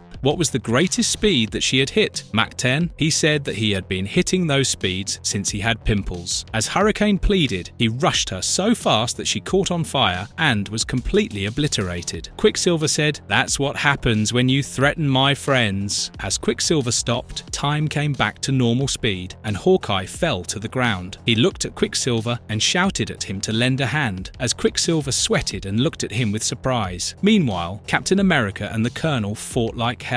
He blocked the Colonel's attacks with his shield and broke his saber. He kept taunting the Colonel all the time, trying to make him angrier. Cap took up the other half of the saber and attacked him. On the other hand, Fury, Betty and Wanda approached Air Force One to rescue the president. Jan was nearby, but she was completely subdued by Swarm's insect. In New York, the Liberator soldiers stopped a group of men asking them why they were out during curfew. The 3 men said that they were out to find the Fantastic Four. They slowly removed their disguise Nazis and said that they weren't civilians. They were a super soldier task force from the European Union. They were Captain Britain, Captain Spain, and Captain Italy. As Hulk beat Abomination brutally, he kept asking him quiz questions, as Abomination had pointed out before that he was smarter. Hulk raised a fallen drone and approached Abomination to smash him. As Abomination lay battered, he could not understand how Hulk could beat him. The President asked for his VP as Fury, Betty and Wanda put him in a car. Right then, Swarm attacked and unleashed the insects on them. Seeing that, Jan used the Giant Man formula that Hank had given her and grew big. Then she swatted Swarm with her right foot. On the other front, Crimson Dynamo changed his strategy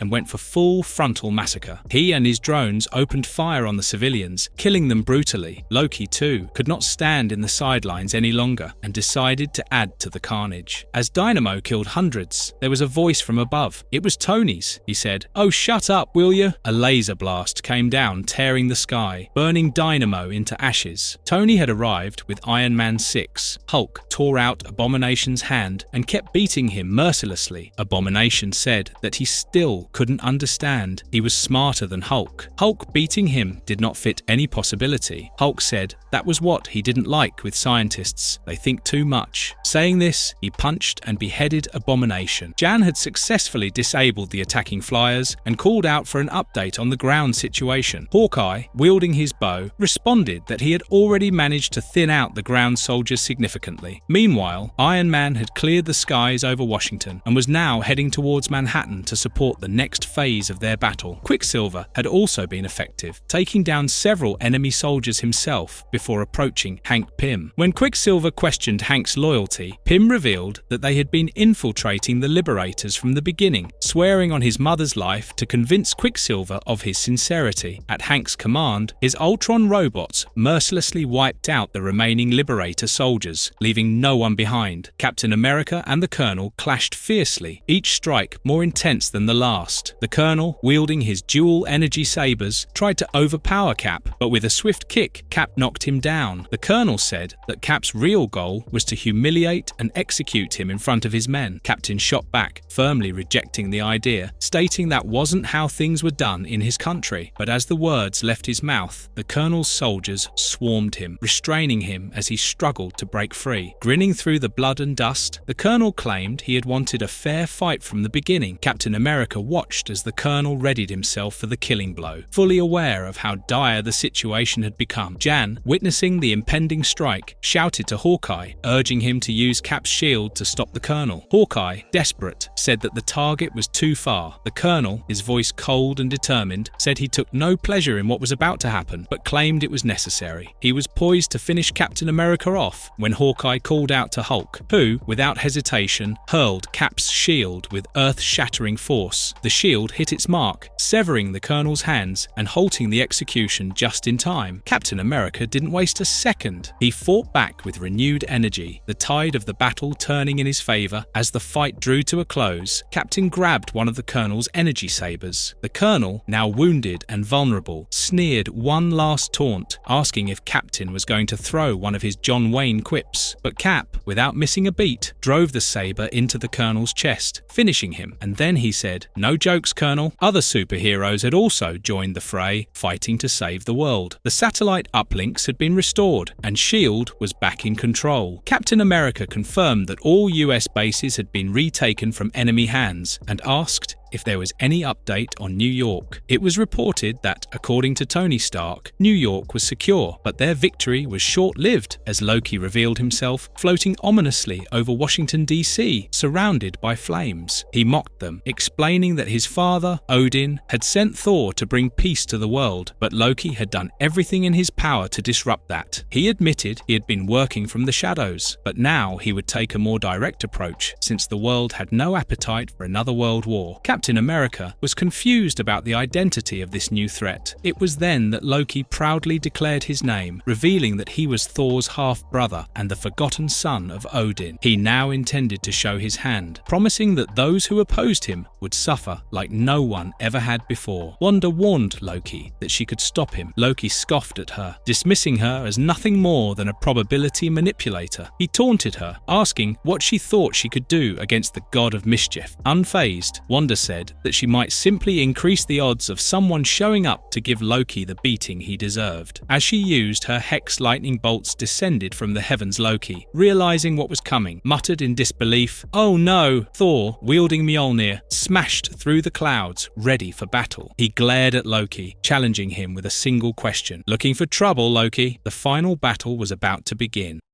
Final chapter, Independence Day. In Norway, Thor, disheveled and restrained, lashed out at the medical staff who were trying to sedate him. He screamed for them to stay away, wrestling against their grip. His brother Loki arrived at the scene and demanded to know what was going on. The doctors explained that Thor, once again, had suffered from a psychotic episode, ranting about thunder gods and superheroes, calling himself the mighty Thor. They emphasized that they were trying to prevent him from hurting himself. Loki, with a smirk, taunted Thor, asking if he had stopped taking his medication, knowing this always happened when Thor ignored the doctors. Thor, enraged, called Loki a liar and insisted that the medical facility and everything around it was an illusion. He could feel the Washington rain on his face and hear the roar of warplanes flying overhead. Thor accused Loki of weakening, claiming that Loki no longer had any control over him. He said, "Then why are you soaking wet, Loki? And why am I still holding the hammer?" In the next instant, Thor's belief in his reality proved true as the scene shifted to Washington, where the real battle was raging. Thor, now free, stood tall in the rain, wielding Mjolnir. His godly strength was on full display as he pummeled Loki into the ground. Captain America and the others looked on, shocked. Hawkeye exclaimed that Thor had just killed Loki, but Loki, appearing seemingly unharmed, revealed that Thor could never truly defeat him. Loki boasted that he could change the universe itself. He could not be killed with a mere hammer. Suddenly,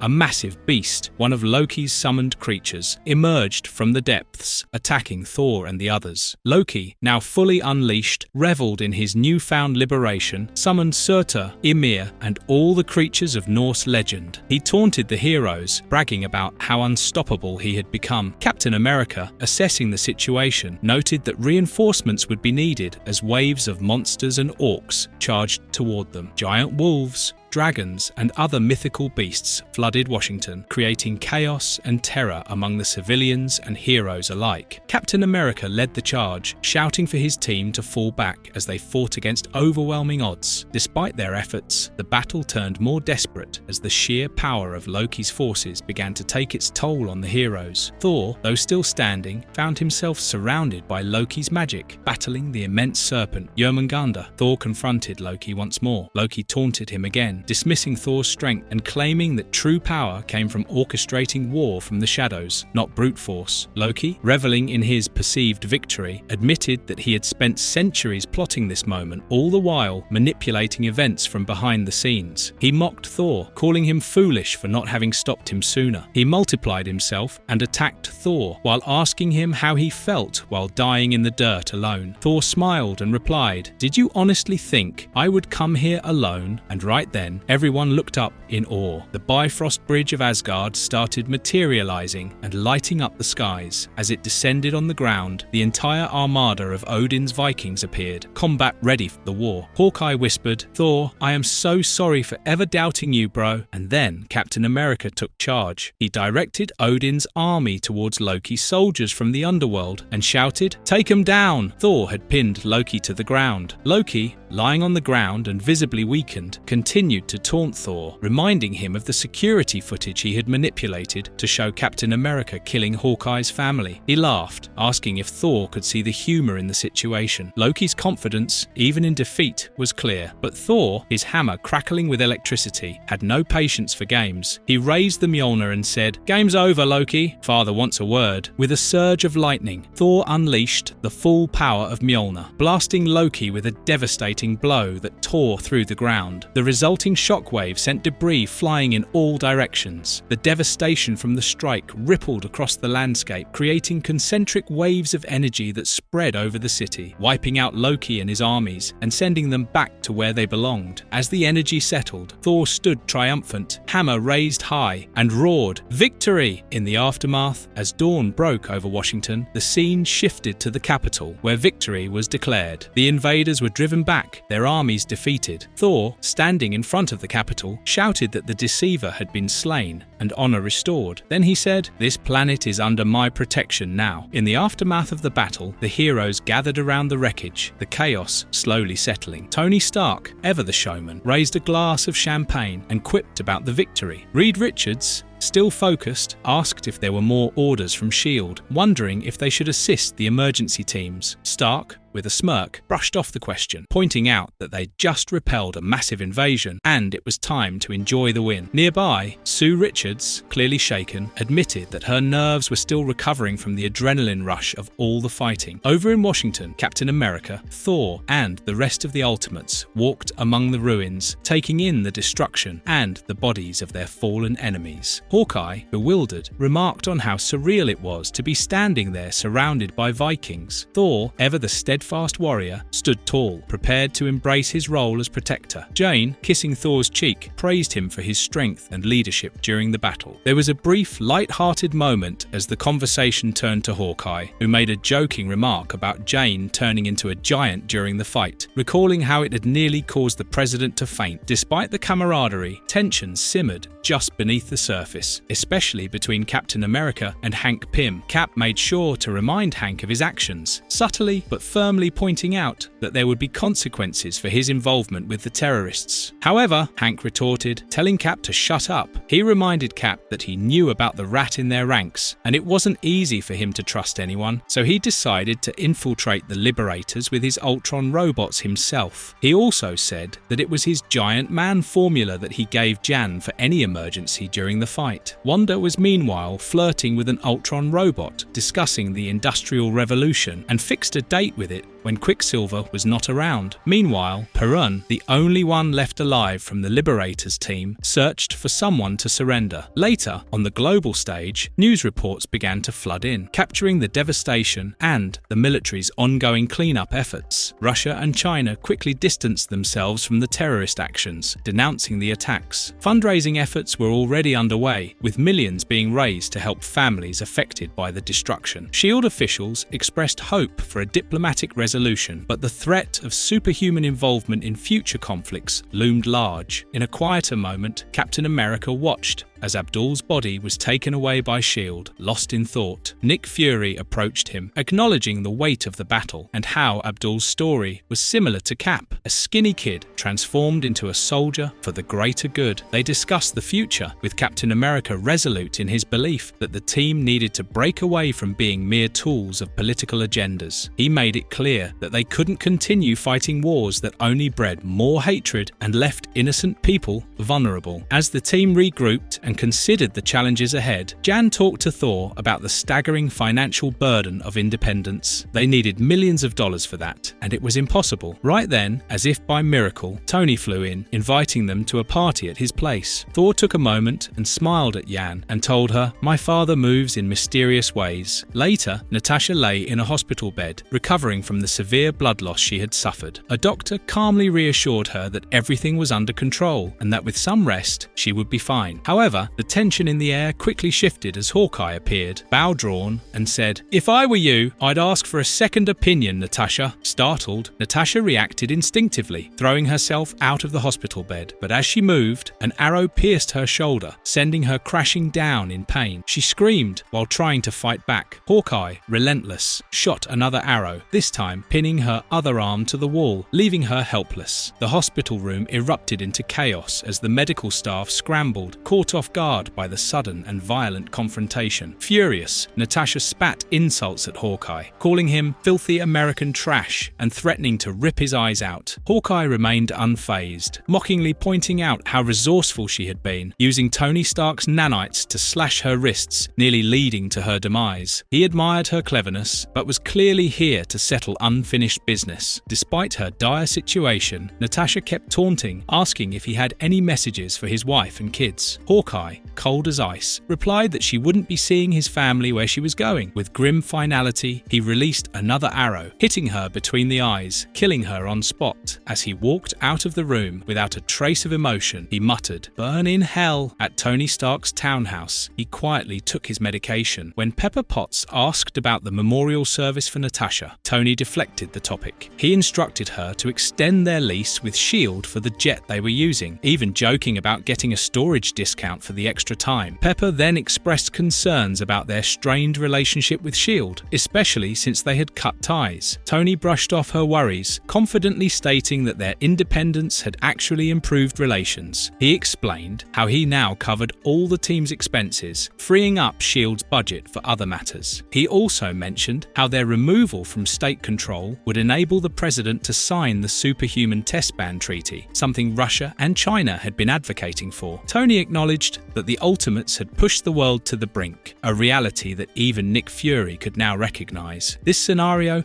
had been one of the 14 possibilities he'd anticipated, and it had always been in his top 3. Tony then admitted that Natasha had broken his heart. Known for his playboy lifestyle, Tony reflected on how little he usually cared about relationships, discarding them easily. But Natasha was different. Her boldness and fearlessness had captivated him. As he reminisced, unshed tears filled his eyes, his usual bravado crumbling in that moment of vulnerability. However, Tony's mood shifted suddenly when he spotted another girl outside. Excited, he called for Pepper, instructing her to bring his binoculars and to prepare a helicopter. The sadness that had weighed on him earlier seemed to disappear as he focused on the next romantic endeavour with that girl. When Pepper reminded him of his heartbreak, Tony shrugged it off, saying, "Never underestimate the healing power of a blonde, Miss Potts." Time wound back to the evening before everything began. It was 1942 Brooklyn. Steve Rogers spent his last evening with his girlfriend Gail before heading off on his mission. Apologetic for not being able to afford a proper meal, Steve explained that money was tight since his mother needed new boots for his brother, Howie. Gail, unconcerned, reassured him that they didn't need money to enjoy their night together. The love between them made the evening special. As they walked, they laughed and joked about their friend, Bucky Barnes, who often tagged along on their outings. But tonight, it was just the two of them, a fact that Gail cherished. Steve, however, revealed his anxiety, not about going to war, but about the experiment. He worried about the needles, drugs, and the possibility of something going wrong. Gail comforted him, holding his hand tightly, assuring him that everything would turn out fine. Ever optimistic, Steve expressed his belief that becoming a super soldier would help him fight for his country and end the war. He smiled, telling her, "Just wait and see if I'm wrong." Though Gail promised herself she wouldn't cry, the moment's weight overwhelmed her and she couldn't hold back her tears. Steve comforted her, brushing it off as nothing to worry about. Before parting, Gail handed Steve a small gift, an old picture of herself. Though it wasn't much, it was all she could afford, hoping it would help Steve feel less homesick. They embraced each other tightly. Gail whispered, "Promise you'll come home." Hoping for a bright future, Steve replied, "I promise."